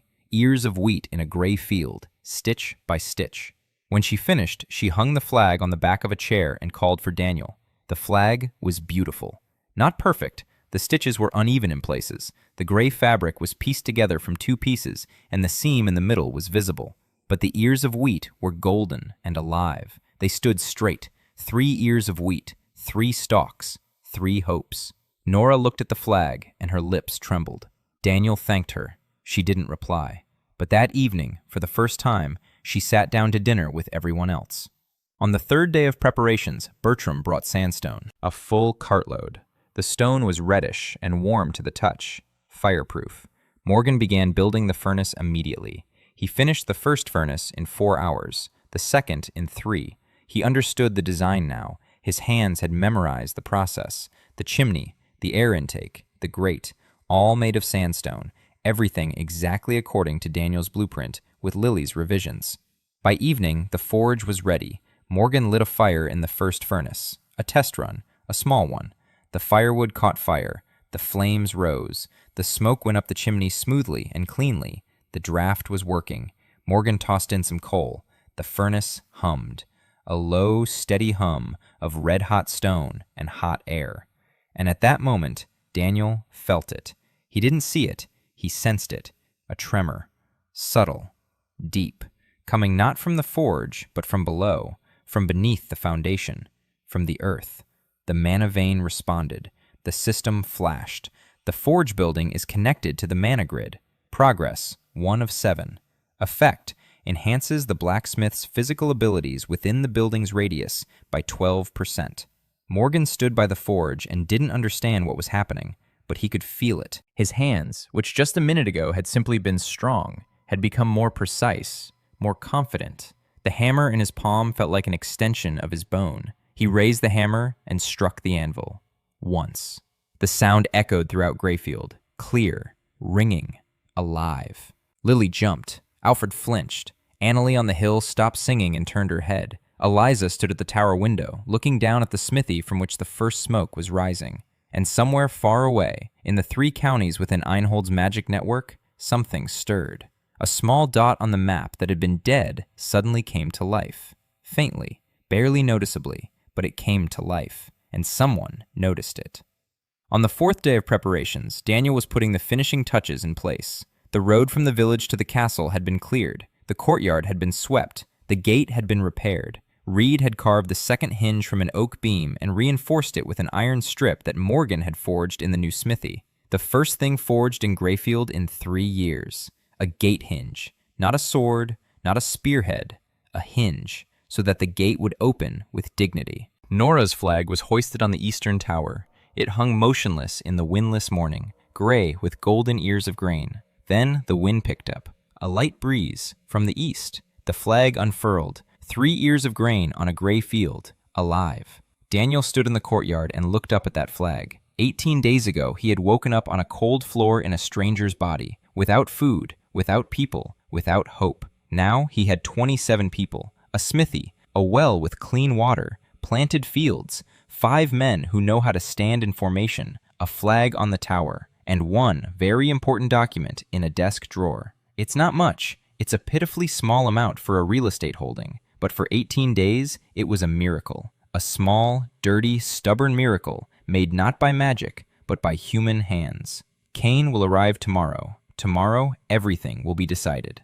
Baron Orville Kane arrived at noon. Daniel stood on the wall and watched as the column emerged from behind the hill. 10 horsemen, one in front, a large man, on a dark horse. No banner, no herald. Kane didn't put on a show. He came to observe. The system confirmed it. Orville Kane, Baron, age 52. Physical fitness, 71%. Combat experience, 34 years. High threat level. Psychological profile, calculating, patient. Respects order and competence. Despises weakness and showmanship. Entourage, 10 people. 8 soldiers, 1 squire, 1 scribe. Daniel read the last line twice. A scribe. Kane had brought a scribe. That meant he was ready for negotiations, not an ultimatum. Negotiations. A man who brings a scribe expects the conversation to result in a document. Daniel went down to the courtyard. Catherine had lined up 5 men at the gate. Bertram, Ingmar, 2 peasants, and Tom. They all stood at attention. Shields on the left, weapons on the right, eyes forward. 3 days of training. It wasn't enough to turn them into soldiers, but it was enough to make them look like people who knew why they were standing there. Eliza stood to the right of the gate. Her dress was clean, her hair was pulled back, her hands were folded in front of her. Calm, composure, a noble woman. Alfred stood on the left, in a livery that Nora had mended and ironed with a hot stone. He looked almost presentable. Daniel stood in the center. He wore the same cloak with 3 ears of wheat. He had no others. But the cloak was clean, and Daniel stood straight, not like a lord, like a man who knows his worth. The gate swung open on 2 hinges, smoothly, without a squeak. Morgan's hinge worked. Cain rode into the courtyard first. He stopped his horse but didn't dismount. He sat in the saddle and watched. Daniel silently followed his gaze. Cain was looking at the courtyard. Clean, cleared away. At the wall, the crack was braced shut, roughly but purposefully. At the people by the gate, 5 men, not warriors, but standing guard. At the flag on the tower, 3 ears of wheat on a gray field, new. At the smoke from the blacksmith's forge, at the smell of bread from the kitchen. Cain watched for a long time, 30 seconds, a minute. Then he dismounted. He was larger than he'd seemed in the saddle. Broad shoulders, heavy hands, a face lined with wrinkles and scars, small, intelligent eyes, tired but alert. He walked over to Daniel, stopped 2 steps away, and said one sentence. He said that Greyfield had stunk of death a month ago. Daniel replied that smells change. Cain didn't smile, but the corner of his mouth twitched. Daniel showed him around the castle, alone, without an entourage. Cain left his soldiers in the courtyard and followed him, alone. It was either trust or contempt. Daniel suspected the latter. Cain didn't consider Greyfield a threat. He was going to look at a curiosity, a boy baron who had suddenly come to life. Daniel showed him around. Not everything, just what was needed. The smithy. Cain went inside. He stood by the forge. He touched the anvil. He looked at Morgan, who was standing there with a hammer, pretending not to be afraid. Cain noticed the brand on his arm. He said nothing. He went outside. Daniel showed him the new well. Clean water. Cain tasted it. He nodded. Good water. He pointed to the fields. Green shoots of oats were pushing through the soil. 6 days after sowing. Early, but you could see it. Cain walked along the field. He bent down. He touched the soil. He rubbed a clod between his fingers. He raised his eyebrows. He said the earth smelled of manure, but the sprouts were strong. Someone knows what they're doing. Daniel said nothing. They returned to the castle. Dinner. Martha had been cooking for 2 days. No feast, just a simple meal. Bread, porridge, a root vegetable stew. But it was hot and plentiful. Served in clean bowls on a clean table. Cain sat down. Daniel sat across from him. Eliza sat next to Daniel. Cain's scribe sat in the corner with parchment and a quill. Cain ate in silence. Then he pushed his bowl aside and spoke. He said he hadn't come to fight. He'd come to understand. A month ago, Greyfield was a ghost town. Now he sees a blacksmith shop, crops, people, guards at the gates, a flag. He wants to know how.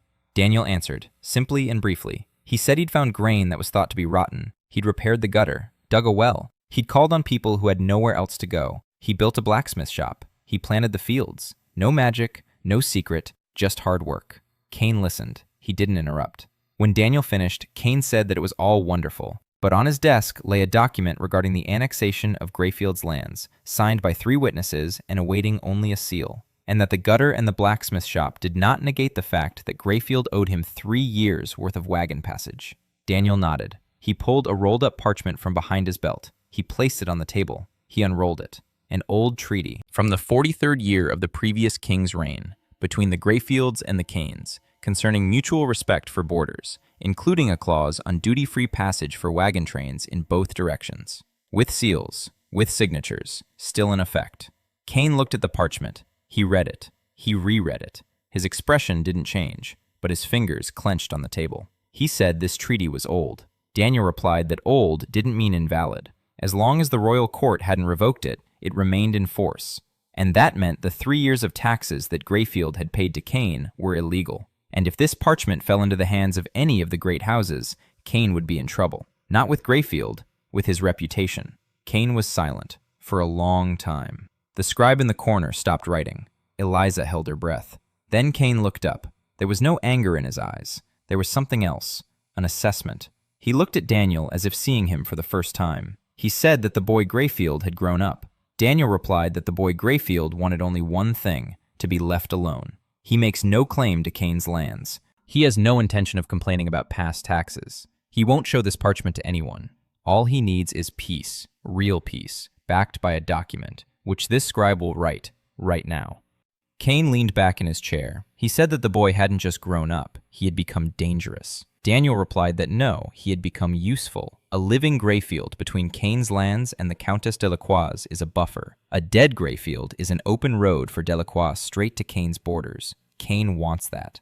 Cain was silent. He was thinking. 30 years of ruling a vast estate. 30 years of calculations. 30 years of chess with living pieces. And now sitting before him was a 23-year-old boy who in 18 days had revived a dead barony and was now explaining the geography of his own lands to him. Cain said he would think about it. Daniel replied that the clerk could have dinner for now. Cain looked at him for another 5 seconds. Then he told the clerk to sit down and eat. Dinner continued, in silence. Only the sound of spoons against bowls, and somewhere in the silence, the crackling of firewood in the stove. After dinner, Cain went out into the courtyard. He stood in the open air and looked up at the stars. Daniel followed him out. They stood side by side, 2 barons, one old, one young, one with 400 soldiers, the other with 5. Cain spoke softly. He said he had known Greyfield's father, the former baron, a quiet man, weak. Not stupid, but weak. He didn't know how to resist, didn't know how to say no, and that's why his land died. Not because Cain is evil, because weakness invites strength. That's the law. Daniel listened. Cain continued. He said that Daniel was different, that he didn't know where it came from, but he could see that the boy wasn't afraid, and that was frightening. Because a person who isn't afraid is either a fool or knows something the rest don't. Daniel replied that he wasn't a fool. Cain nodded. In the morning, the clerk drew up a document, a peace treaty between the barony of Cain and the barony of Greyfield, mutual recognition of borders, withdrawal of all claims, duty-free passage for caravans, valid for 5 years. Cain signed. Daniel signed. Eliza affixed the Greyfield seal, which she had kept in a box under her bed all these years. Cain left, 10 horsemen, no banner, no herald, just as he had arrived. At the gate, he stopped and turned around. He looked at the flag on the tower, then at Daniel. He spoke one final sentence. He said he would return in 5 years and see if that flag was still flying. Daniel replied that it would be. Cain turned his horse around and rode away. Eliza stood nearby. She was holding a box with a seal in her hands. Her hands were trembling, not from fear, but from something else. She said quietly that for 3 years she had been writing letters, dozens of them, to creditors, to neighbors, even to the capital. She had begged, she had pleaded, she had bargained. Not a single letter had worked. And he had accomplished in a single dinner what she hadn't been able to do in 3 years. Daniel replied that she had accomplished the most important thing. She had kept Greyfield alive until the moment he arrived. Without her, he would have had no one to save. Eliza didn't reply. She went up to the tower. But that evening, for the first time, went down to have dinner with everyone, and she sat next to Daniel. After Cain left, Greyfield let out a sigh. Daniel didn't. He knew that peace with Cain was a beginning, not an end. One threat had receded. Others hadn't arrived yet. But he now had some time. Not much. A month, maybe 2. That would be enough if he didn't sleep. He didn't sleep. Daniel spent the first 3 days after Cain's visit poring over the blueprints. The system showed 7 key buildings for the magic network. The forge was ready. It was connected. It was working. 6 remained: the mill, the infirmary, the barracks, the granary, and the watchtower, the chapel. Each building in a specific location, each above its own mana branch, each with its own function in the network. The mill amplifies the fields. The infirmary amplifies the healers. The barracks amplify the soldiers. The granary amplifies the supplies. The watchtower amplifies visibility and communication. The chapel boosts the vein itself. 6 buildings. He has 27 people. 1 stonemason, 1 carpenter. Not a single engineer besides himself. Enough materials for 3 buildings. Maybe 4 if he scrimps. There won't be enough time to build 6 buildings even in a year, so he needs to set priorities. Daniel thought about it for 2 days. Then he decided. The mill comes first, because without flour, there's no bread. Without bread, there are no people. Without people, there's no barony. He chose a spot, the southern slope of the hill. There, the mana vein ran shallow, and a stream flowed nearby. The mill will be water-powered, not wind-powered. Water power is more reliable. The wind might die down. Water always flows. He designed the structure. Simple. An undershot wheel, a wooden drive shaft, stone millstones, a building made of local limestone with a wooden roof. Reed would handle the wood. Morgan would handle the stone, the millstones. The system showed that 3 hours' journey to the west, there was a granite outcrop. Granite is ideal for millstones. Hard, grainy, doesn't crumble. But granite is heavy. 2 millstones weigh half a metric ton. It's impossible to carry them by hand for 3 hours. We need a cart, a horse, or oxen. Grayfield had neither horses nor oxen. Daniel stood over the blueprint, thinking. The system suggested an option, a call for help. There were people within a 4-day journey's radius, 12 people. Among them, a farmer with 2 oxen, a former miller, a family of 5 who'd lost their home in a fire. Daniel activated the summons. 12. In 4 days they'll arrive, with the oxen. While he waited, Daniel set about organizing the infirmary. Not a full-fledged building, just a room. Sunmi was working in the corner of the kitchen. That wasn't right. The sick and the food shouldn't be near each other. He chose a space on the ground floor of the castle, 2 rooms separated by a wall, one for examinations, the other for bedridden patients, a door between them. South-facing windows for light, close to the new water supply for access to clean water. Reed knocked together some tables, 2 cots made of planks and hay, a shelf for herbs and ointments. Sunmi moved her supplies over. She arranged everything in order, herbs on the left, ointments on the right, tools in the center. The bandages Nora had cut were in a basket under the table, clean rags for dressings on the shelf, water and a clay jug by the door. When she was done, she stood in the middle of the room and looked. Not at the walls, not at the shelves, somewhere deep inside herself. Daniel stood in the doorway and waited. Sun told me that this was the first time she had a place, her own, for her work. Not a corner, not a basement, not the side of the road, a place. With water, with light, with order. She said her father had dreamed of a place like this for her. He used to say that a daughter should heal not in the dirt, but in cleanliness. That a healer without a home is not a healer, but a vagabond with herbs. He died before he could see it come to pass. Daniel replied that the house was ready, and that once they built a proper infirmary as a key building in the MAG network, it would be even better. With separate wards for patients, with running water inside, with a year's supply of herbs. Sunmi nodded. She wasn't crying, but her voice was quieter than usual. Anelli helped, silently, efficiently. She washed the floors, carried water, arranged the pots, and sang. She always sang. Quietly, without words, just a melody that hung in the air like the scent of herbs. Sunmi noticed a pattern. When Anelli sang, wounds healed a third faster. Fevers subsided in 2 days instead of 5. Even headaches receded. Sunmi approached Daniel that evening. She said that the Wanderer wasn't an ordinary woman, that her singing did something to the body. Not to the illness, but to the body itself. As if the body were remembering how to be healthy. Daniel nodded. He knew. But Sunmi didn't need to know everything. Not yet. He said that Annalie was helpful, and that she should keep working. Sunmi agreed, but in her eyes there was not agreement, but a question. She would remember, and ask later. On the 22nd day, 12 new people arrived. With them were 2 oxen, skinny but alive, and a former miller named Gottfried. Old, hunchbacked, his hands calloused from the millstones. Gottfried looked at the site for the mill, at the stream, at the slope. He said the spot was good, but the stream's gradient was too gentle. The wheel would turn slowly. Daniel asked what he suggested. Gottfried replied that they needed a weir, a small one, to raise the water level by 2 elbows. Then there would be enough head. Daniel redesigned the system. He ran the numbers. Gottfried was right. The weir would increase efficiency by 40%. He added the weir to the project. Construction of the mill began. Morgan laid the walls. Reed was making the wheel. Gottfried supervised the installation of the millstones. 12 new workers were on the loading team. Oxen hauled stone. Grayfield hummed with activity. 39 people, each with a task, each with a place, each with a name that Daniel remembered. Eliza kept track of everything. People, supplies, expenses.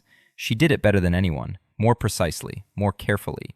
She knew exactly how much grain was left, down to the handful, how much firewood was used each day, how much water each person needed. She was Grayfield's memory, and for the first time, that memory was working not for survival, but for growth. On the evening of the 22nd day, Daniel climbed the wall, alone. He stood and looked out over the estate, at the fields where the oats were green, at the smithy from which smoke rose. At the site of the mill, where the first foundation stones had already been laid. At the village, where lights were on in 8 out of 12 houses. At the people, walking through the yards and talking. Not whispering, talking. The system displayed the overall picture, the barony of Greyfield. The situation was stabilizing. Population, 39 people. Food security, 47%. Defense capability, 12%.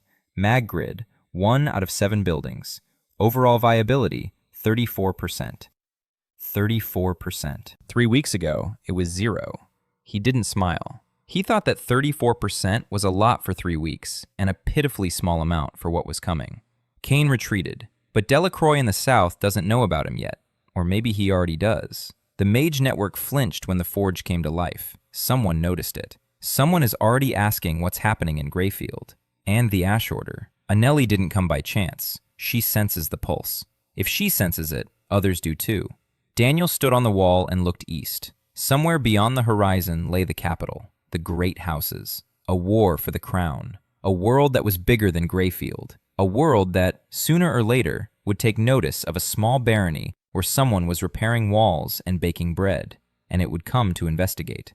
He climbed down, sat down at the table, unfolded the blueprints, and began designing a wall. Not a temporary support, a real wall, because what was coming would require real walls.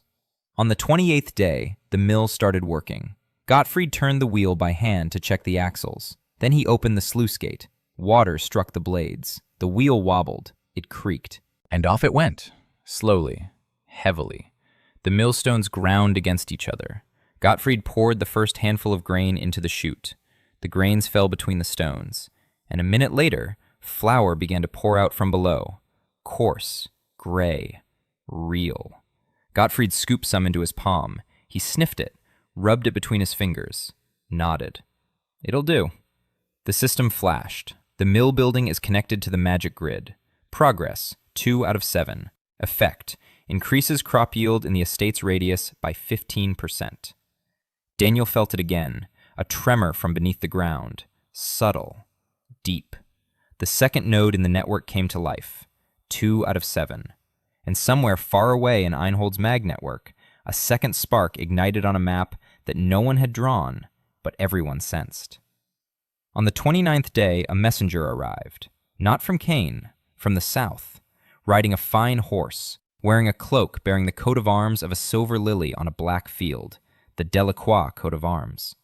The messenger handed over a letter, sealed, addressed to Baron Greyfield. Daniel opened it in front of everyone. Eliza stood nearby. She read over his shoulder. The letter was short. Countess Adeline Delacroix expressed surprise that the barony of Greyfield was showing signs of life, and she announced that she was sending her inspector to assess the condition of the estate. The inspector would arrive in 7 days. Refusal of the inspection would be regarded as an admission of illegitimacy. Eliza turned pale. She explained, Delacroix is not Kane. Kane wanted the land. Delacroix wants control. The inspection isn't a courtesy call. It's an audit. The inspector will look for any excuse to declare Greyfield unviable and place it under Delacroix's guardianship. Guardianship means the end. Greyfield will cease to be an independent barony and become part of the southern county. Forever. Daniel reread the letter. An inspector. Not the army, not assassins. An inspector. A man with papers and eyes. You need papers to counter papers. To counter eyes, you need something worth seeing. He asked Eliza what the inspector would be checking. Eliza listed them. Population? Are there enough people to sustain the estate? The minimum threshold under Einhold's law is 40 free citizens. Greyfield has 39. 1 is missing. Infrastructure. The mill, a smithy, a well, a wall. Everything must be in working order. Tax capacity. The estate must be able to pay the royal tax. There is no king, but the law remains, and technically, Greyfield owes the crown 2 years' worth of taxes. Military readiness. Minimum garrison, 10 trained men. Greyfield has 5, and even the word trained was a generous assessment. Daniel did the math. 7 days. He needed 1 man to meet the population threshold, 5 soldiers to make up the garrison, and money for the tax, which he didn't have. He set the system in motion. Conscription, a 5-day radius, search. The system ran for a long time. A minute, 2, Then it returned a result. 9 men found. Among them, a former infantry sergeant, 33 years old, wounded in the leg, limping, 12 years of combat experience. 2 brothers, farmers, 25 and 28 years old, lost their land. Physical fitness, 70%. A former accountant for Baron Holt, 41 years old, literate, skills in bookkeeping and record keeping. The remaining 5 are peasants and artisans. Daniel activated the draft. 9 men, 48 in total. That'll be enough, if they arrive on time. The money problem remains. He called for Eliza and asked how much the royal tax amounted to for 2 years. Eliza named the sum. Daniel wasn't familiar with the local currency, but he could tell from her expression that the amount was enormous. For them, not for a real barony, for what they had. He thought about it all evening. Money. Where to get money in a place where there's nothing? The silver from the chapel had been spent on seeds. There was no other silver, no gold, no goods to sell. The first harvest was 3 weeks away. Too late.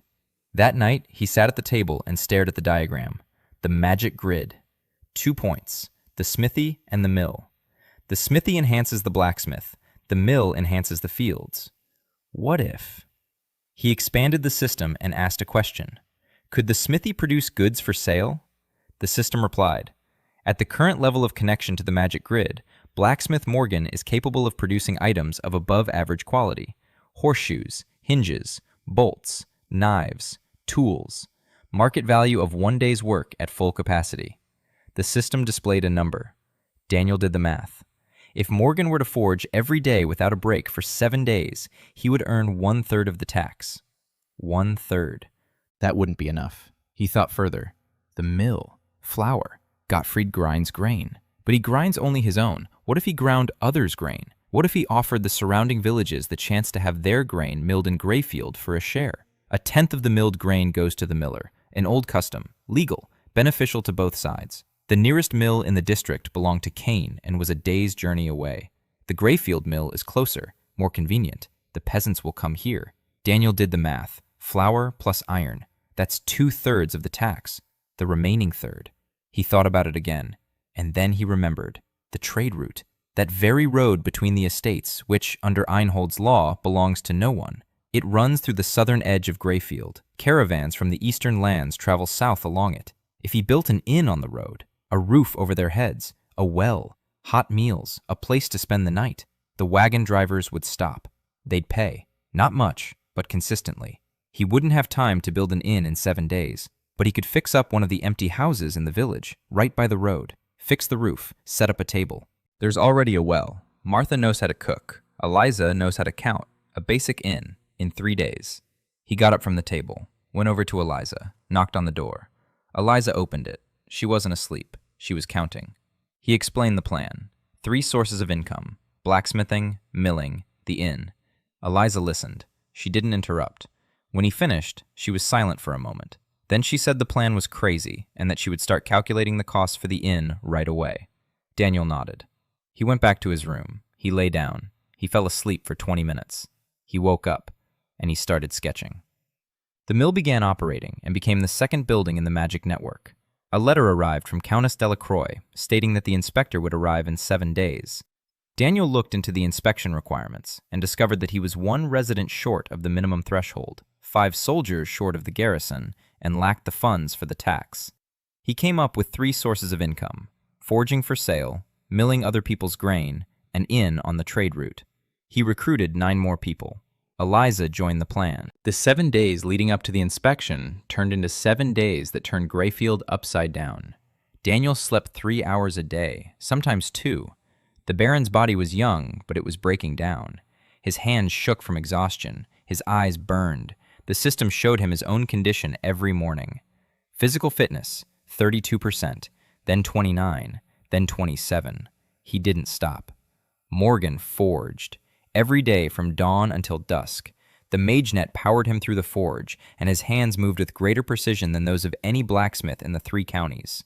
He forged horseshoes, 12 a day, hinges, bolts, knives. Each piece was rough in appearance, but perfect in form. The hammer struck with precision. The metal obeyed. Morgan didn't understand what was happening. He simply felt that his hands had grown better, that the metal had become softer, that the work was easier. He didn't ask why, he just forged. Bertram took the finished goods to the market town every day. There with the goods, back with coins. Not much, but every evening a handful of copper and sometimes a silver coin would land on the table in front of Eliza. Eliza counted. She wrote it down. She recounted it. Gottfried opened the mill for the local peasants on the second day. By evening, 3 had arrived, carrying sacks of grain on their backs. They'd heard that a mill had started operating in Greyfield, closer than the one in Kane, and the miller didn't charge 3/10, but took 1/10, as per the old custom. They ground their grain. They paid the tithe. They left. The next day, 7 came. On the third day, 11. Greyfield flour piled up in sacks, some for sale, some for storage. The inn. Reed repaired the roof in a day and a half. Nora washed and scraped the walls. Martha moved the second cauldron there and began cooking. Eliza hung a sign on the door, a sign that Tom had carved under Lily's dictation. Lodging, food, water, welcome. The first wagon driver stopped on the third evening, a merchant from the eastern lands. He was traveling south with 3 wagons of cloth. He paid for lodging and hot porridge and left in the morning. That same evening, 2 more arrived, cattle traders. They paid and told that there were bandits further south along the road, small-time ones, 5 of them. They robbed lone travelers. Daniel listened and sent Catherine and Ingmar to check it out. They returned a day later. They found the bandits. Not 5, 3. Skinny, hungry, former peasants who'd been driven off their land. Catherine didn't kill them. She brought them to Greyfield. Daniel looked them over. The system showed 3 men, ages 19, 22, and 31. Exhaustion, despair, minimal skills. He offered them the same deal he offered everyone else. Bread, a roof over their heads, work. We don't ask where you're from. 2 agreed right away. The third, the older one, looked at Daniel and asked what would happen if he didn't want to work. Daniel replied that in that case, he could leave. The door is open. No one is holding him back. But beyond the gates lies the road, and on the road it's cold and you'll go hungry. It's warm and there's plenty to eat here. The choice is his. The third one stayed. 42 people. On the 5th day before the inspection, the conscripts arrived. Not all of them. 6 out of 9. 3 didn't make it. Maybe they changed their minds. Maybe they couldn't make it. The system didn't track those who refused. Among the 6 was a sergeant, Rolf. He limped, with a stick instead of a cane, but his eyes were such that Catherine stood up straight when she saw him. The eyes of a man who had commanded and lost men, yet still stood his ground. Catherine walked up to him. They looked at each other. 2 soldiers. She asked where he had served. Rolf replied that it was near Westfold, the 3rd Regiment. Catherine said she'd been in the 5th. Rolf nodded. They understood each other without words. 2 regiments, 1 war, one hell of a mess. Rolf joined the ranks that very day. His limp didn't prevent him from standing up straight, and standing up straight was the most important thing Catherine had taught.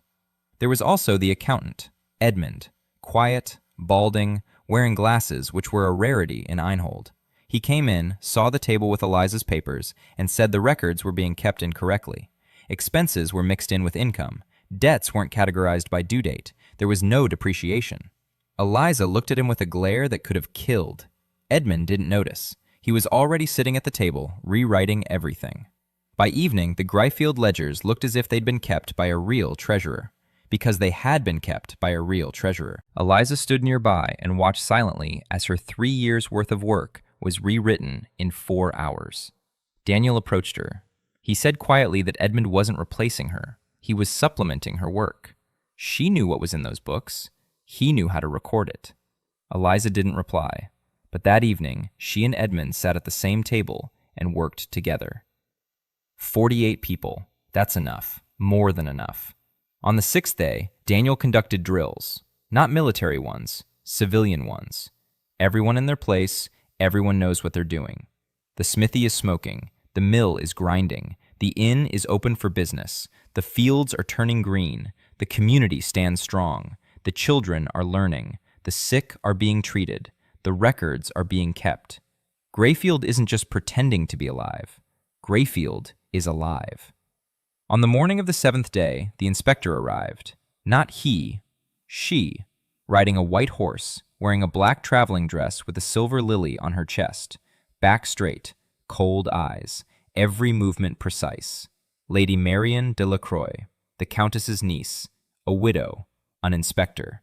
The system confirmed it. Marion Delacroix, age 28, physical fitness 65%. No combat skills, high intelligence, exceptional observational skills, psychological profile, suppressed personality, acts on orders, internal conflict between duty and personal judgment, classified information. Marion Delacroix was sold into a political marriage at age 10, widowed at 20. Since then, she has served as her aunt's tool. Each of her reports is written not for the sake of truth, but for the purpose set by the Countess. However, the system added a final line. Potential for loyalty is high with the right approach. Daniel looked at that line, then at Marion Delacroix, and he realized that the next 2 days would determine not only the fate of the inspection, they would determine whether Gryfield would gain an ally within the most dangerous of the neighboring houses. Marion Delacroix dismounted and stood motionless in the castle courtyard. She was watching, just like Cain. Only Cain watched like a warrior assessing an enemy. Marion watched like an accountant assessing a balance sheet.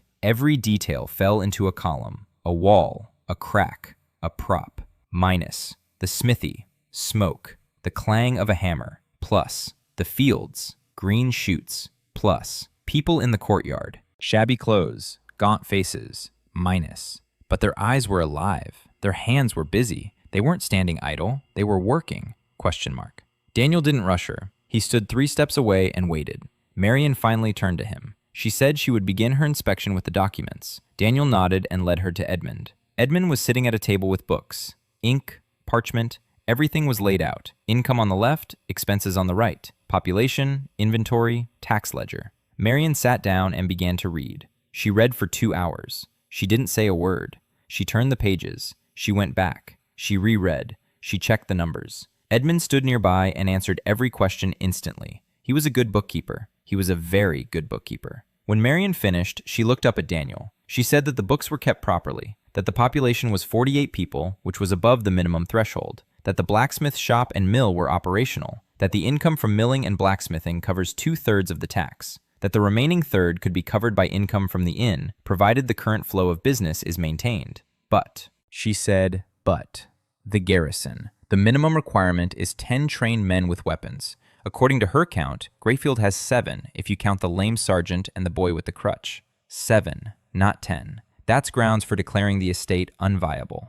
Daniel had been waiting for this. He knew the garrison was the weak point. 7 men. Stick. 7, not 10. That's grounds for declaring the estate unviable. Daniel had been expecting this. He knew the garrison was the weak link. 7 people. Catherine, Ingmar, Rolf, Bertram, 2 peasants, Tom. Tom didn't technically qualify. A boy, 14 years old, a stick instead of a spear, but he stood in formation every day and never left. Daniel looked at Marion and said that, according to Einhold's law, a trained militiaman is considered equivalent to a garrison soldier if confirmed by the captain. Marion raised an eyebrow. She asked who the captain was. Daniel replied that it was Catherine Brake, a former sergeant in the Royal Infantry, 11 years of service. Marion asked him to send for her. Catherine entered. She stood up straight. She introduced herself. Her voice was steady. Her gaze was direct. Not a trace of fluster. Marion looked at her, and for the first time in all that time, something in her expression changed. It didn't soften, but it shifted, as if she had seen something genuine amid the pretense. Marion asked Catherine if she could confirm the combat readiness of 10 militiamen. Catherine answered without batting an eye. She said she could confirm the combat readiness of 10 people, including 3 militiamen, from among the peasants who had undergone basic training and were fit to defend the estate. Marion made a note. 10. The minimum requirement was met. She asked for the names of the 3 militiamen. Catherine named them. 2 former bandits she'd brought in from the road, and a farmer from the latest draft. Marion wrote down the names. She paused. She looked up at Catherine. She asked if these men had been bandits. Catherine replied that they had. Now they were militiamen. Marion was silent for 3 seconds. Then she continued writing.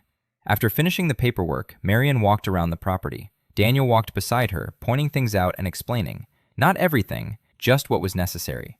The blacksmith shop. Marion stood by the forge. She watched as Morgan forged a shackle. Steady blows, a precise shape. Good work. The mill. The millstones were turning. Flour was pouring out. Gottfried explained how it worked, with a craftsman's pride. Marion listened. The fields, sprouting oats, green, even. She bent down and touched the ground, just as Cain used to do. The infirmary, Sonmi stood in the middle of the room and explained, "Here is where patients are examined. Here is where they are treated. Here is where herbs are stored. Clean, organized." Marian looked at the shelves with ointments, at the bandages cut to uniform widths, at the jug of clean water. She said nothing, but lingered there 3 seconds longer than in the other places. The inn. Martha was cooking. The smell of hot porridge and bread was so strong that, for the first time all day, Marian took a deep breath, not for the examination, for herself. Then that. Daniel showed her the school. Not the school, the room where Lily was teaching Tom how to draw blueprints. 2 tables, paper, charcoal. A drawing of a water tower was pinned to the wall. Lily was explaining to Tom what a buttress was. Tom didn't understand. Lily was annoyed. Then she explained it again. Marian stood in the doorway and watched. For a long time. A minute, 2. Daniel said nothing. He didn't explain why the school. He waited. Marian came out. They stood in the courtyard. It was getting dark. The sun was setting behind the western hill. Marian turned to him and said that the estate met the minimum requirements. She would write a report. Gryfield would retain its status as a barony. Daniel nodded. He thanked her. Marian didn't reply. She stood there, watching the sunset. Then she said quietly that in her 12 years of service, she had seen 40 estates. Not a single one had a school. Daniel replied that a school isn't a luxury. A school is the foundation. Without it, everything else is just temporary structures. Marian looked at him, a long, strange look. Then she asked if she could stay one more day. She had questions, personal ones, not for the report. Daniel said that no one was turned away in Gryfield. Marian stayed. The next day, she didn't make her rounds. She walked. She just walked around the village. She talked to people. With Martha, with Gwen, with Nora, who was sewing a second flag because the first one had faded in the sun, with Anna Lee, who was singing by the stream. In the evening, she went to see Daniel. She sat down across from him, and she asked why he was doing this. Not how, why. He could have sold the land to Kane and lived in peace. He could have accepted Delacroix's guardianship and become a vassal. He could have left. Why was he building? Daniel thought for 10 seconds. Then he answered. He said he was building because he knew how, and because there were people here who had nowhere to live, and because a place that stands on its own, not because one man holds it together, but because it's properly built, is the only thing worth building. Marian was silent. Then she said one sentence. She said someone would build a place like that for her. Daniel replied quietly. He asked what she herself liked. Not Delacroix. Her. Marian didn't answer. She stood up and left. In the morning, she left. She wrote a report in favor of Gryfield. A week later, Daniel received a small, unsigned package via a trade caravan. Inside was a parchment. Drawn on it was a plan, a postal service connecting the estates, routes, schedules, and costs. Everything had been calculated. The handwriting was even and precise. The handwriting of a man who, for the first time in a long while, had done something for himself. Inspector Marion Delacroix conducted an audit of Gryfield and deemed the barony viable. The documents prepared by Edmund stood up to scrutiny. Catherine confirmed the garrison of 10 men. Marion saw the school and, for the first time, began to doubt that G. Gryfield was merely a target for absorption. She left, but sent an anonymous proposal for a postal service. This marked the beginning of an alliance with someone inside the Delacroix household. 2 months after the inspection, Gryfield was growing. Not quickly, steadily, like grass growing through stone. The population surpassed 60, then 80, then 100. People came, not in a flood, 1 by 1, 2 by 2, in families. Word spread across 3 counties. There's a place, small, poor, but they feed you there. They don't beat you there. There, they ask what you can do, not who your father is.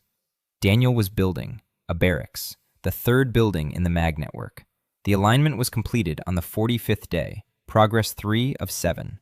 The soldiers in the barracks became more resilient. Catherine was the first to notice. She said people could run longer and got tired more slowly. She didn't know why.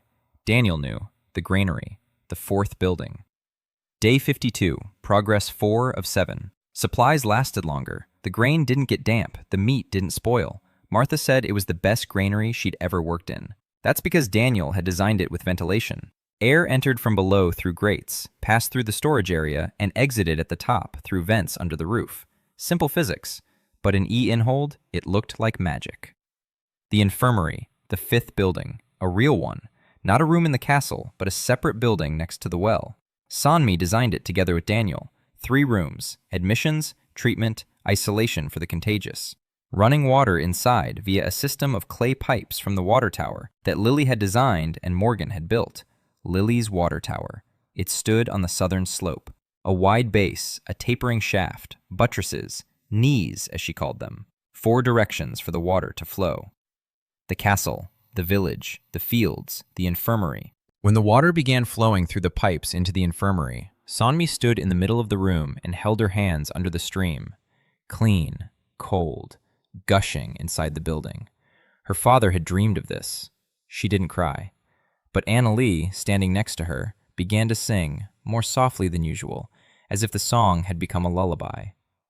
The day the infirmary was connected, 61st, progress 5 of 7. Treatment within the infirmary's radius had doubled in speed. Annalie stopped singing softly.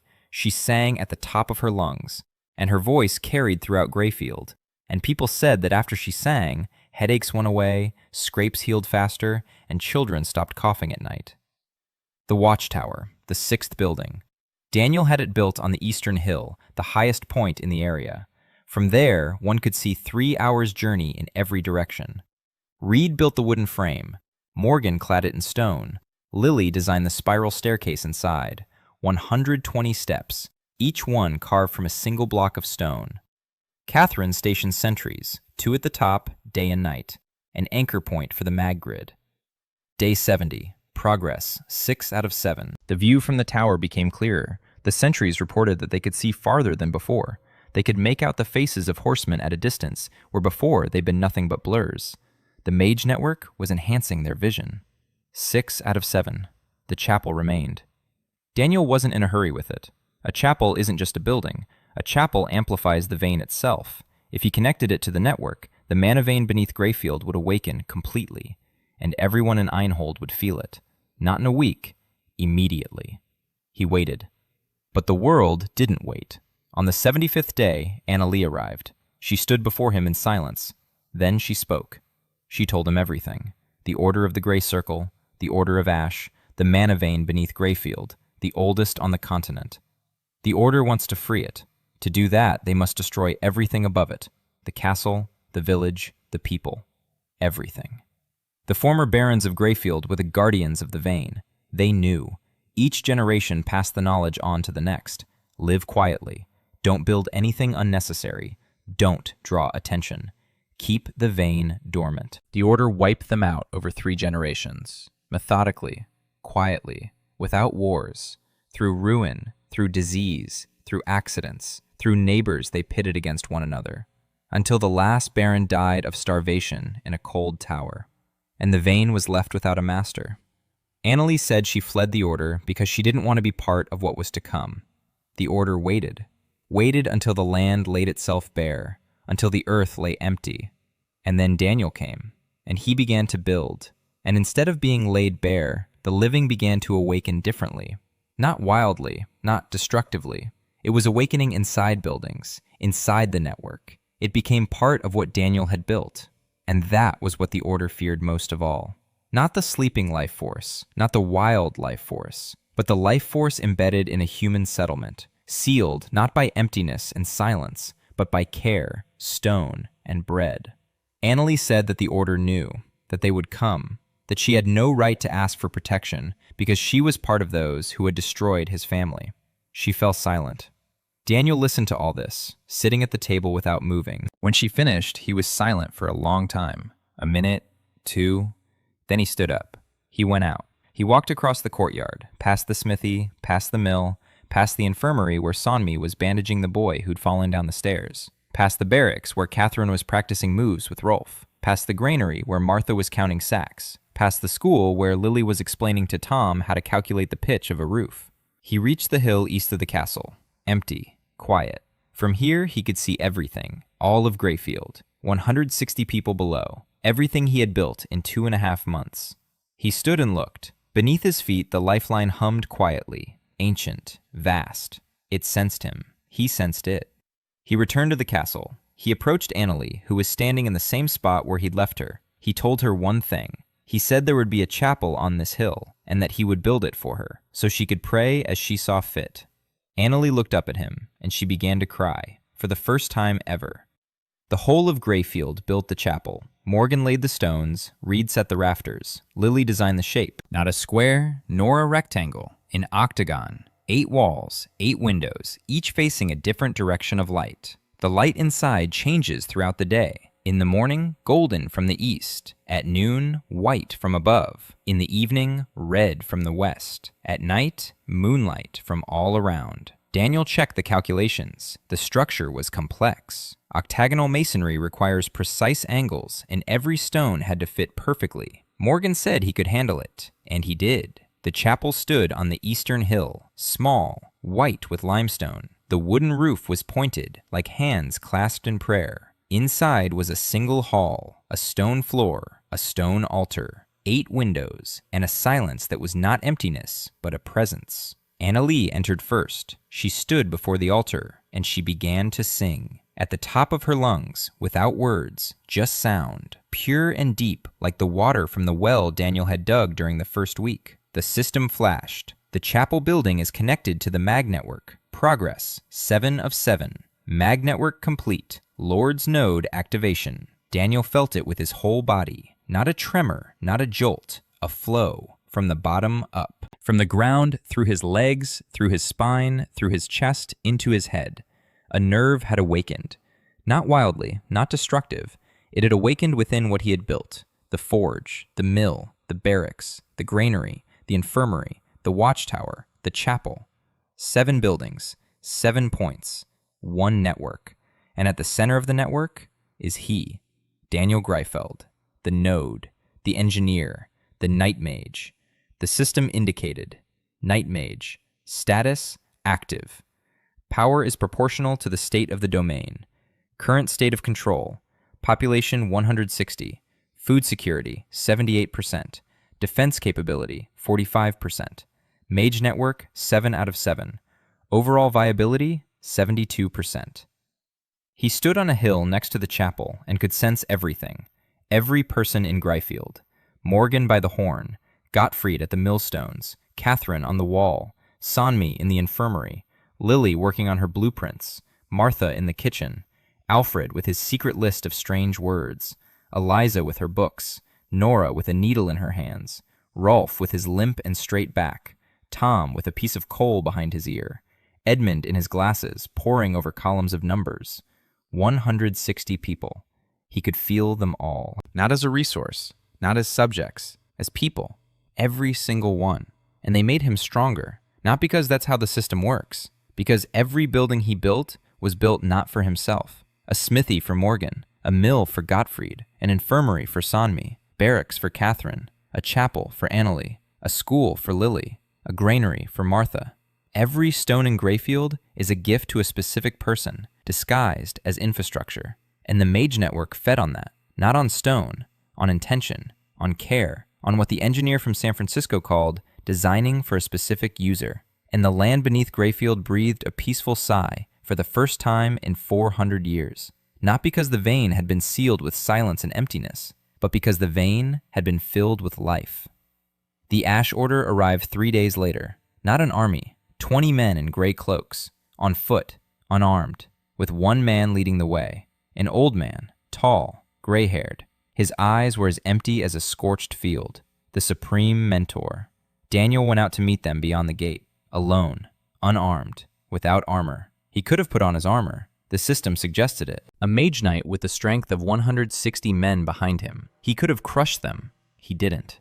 The old man stopped 10 paces away. He looked at the castle, at the flag, at the walls, at the smoke rising from the chimneys, at the fields beyond the village. He said that the vein belonged to the earth, not to people. That Daniel was repeating the mistake of his predecessor, that first random stranger who, 400 years ago, sat on the vein and sealed it. Only that man sealed it with silence, and Daniel sealed it with vanity. Both are acts of violence against that which should be free. Daniel listened. Then he replied. He said that the vein was not sealed. The vein lives. It flows through the smithy and strengthens the blacksmith, through the mill and feeds the people, through the infirmary and heals the sick, through the chapel and sings with Annalie's voice. The vein is not locked away. The vein is at work, Just as a river is at work when a mill stands upon it, the river does not cease to be a river. It becomes a river that nourishes. The old man was silent. Daniel continued. He said he knew what the order had done to the Greyfields. 3 generations destroyed, methodically, quietly, for the sake of empty land above an empty vein. And what was the result? The vein was not freed. It was dying. Without people above, it was being buried deeper and deeper. Another 10 years, and it would have gone so deep that no order could have reached it. The order killed the guardians for a goal that was self-destructive. The old man stood and listened. His expression didn't change, but his hands trembled. Daniel spoke his final words. He said that Greyfield was open. Anyone who wanted to could enter, to live, to work, to feel the vein. Not as a master, not as a slave, as a neighbor. The vein beneath Greyfield belongs neither to people nor to the order. It belongs to itself. And he, Daniel, is simply building a house over it, a house with enough room for everyone. The old man looked at him for a long time, a very long time. Then he turned and walked away. 20 gray cloaks dissolved into the morning mist. They didn't accept his words, but they left. Without blood, without fire. They left. Daniel stood and watched them go. Catherine stood on the wall with a bow, an arrow nocked. She didn't lower it until the last gray cloak had disappeared behind the hill. Then she exhaled. Daniel returned to the castle. He walked across the courtyard, past people who were staring at him, unable to comprehend what had just happened. He climbed up onto the wall. He stood there and looked out over Greyfield.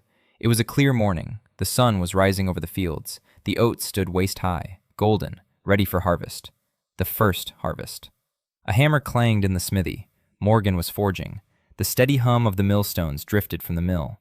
Sonmi's voice could be heard from the infirmary. From the school came Lily's voice, arguing with Tom's. From the barracks came Rolf's commands and the clatter of marching boots. The smell of bread wafted from the kitchen. Annalie's singing came from the chapel on the hill. Eliza walked up to him. She stood beside him. She was silent. Then she said quietly that she didn't remember what Greyfield had been like before him. Daniel pulled a parchment from behind his belt. It was old and worn, that very first sketch he'd drawn by candlelight on his first night there. The rerouting of the drainage ditch, 12 meters long, knee-deep. He folded it neatly in 4 and put it back. He said he remembered, and that he would remember for everyone. Eliza didn't answer, but she stood beside him, shoulder to shoulder, and she didn't leave. Down in the courtyard, Alfred stood with a torch, even though it was morning and the torch wasn't needed. He just stood there, the old castellan in his patched livery, which Nora had already mended 4 times. He held his secret list in his hands, 237 words. Drain, buttress, logistics, throughput, ergonomics, protocol, depreciation, hydrostatic pressure. 237 words from another world that he had been writing down every evening for 3 months. He didn't know what most of them meant, but he knew one thing. The man who spoke these words had saved Greyfield, and Alfred Lowe, castellan of Greyfield Castle for 31 years, closed the list. He wrote down the last word. Home. That was the word he understood.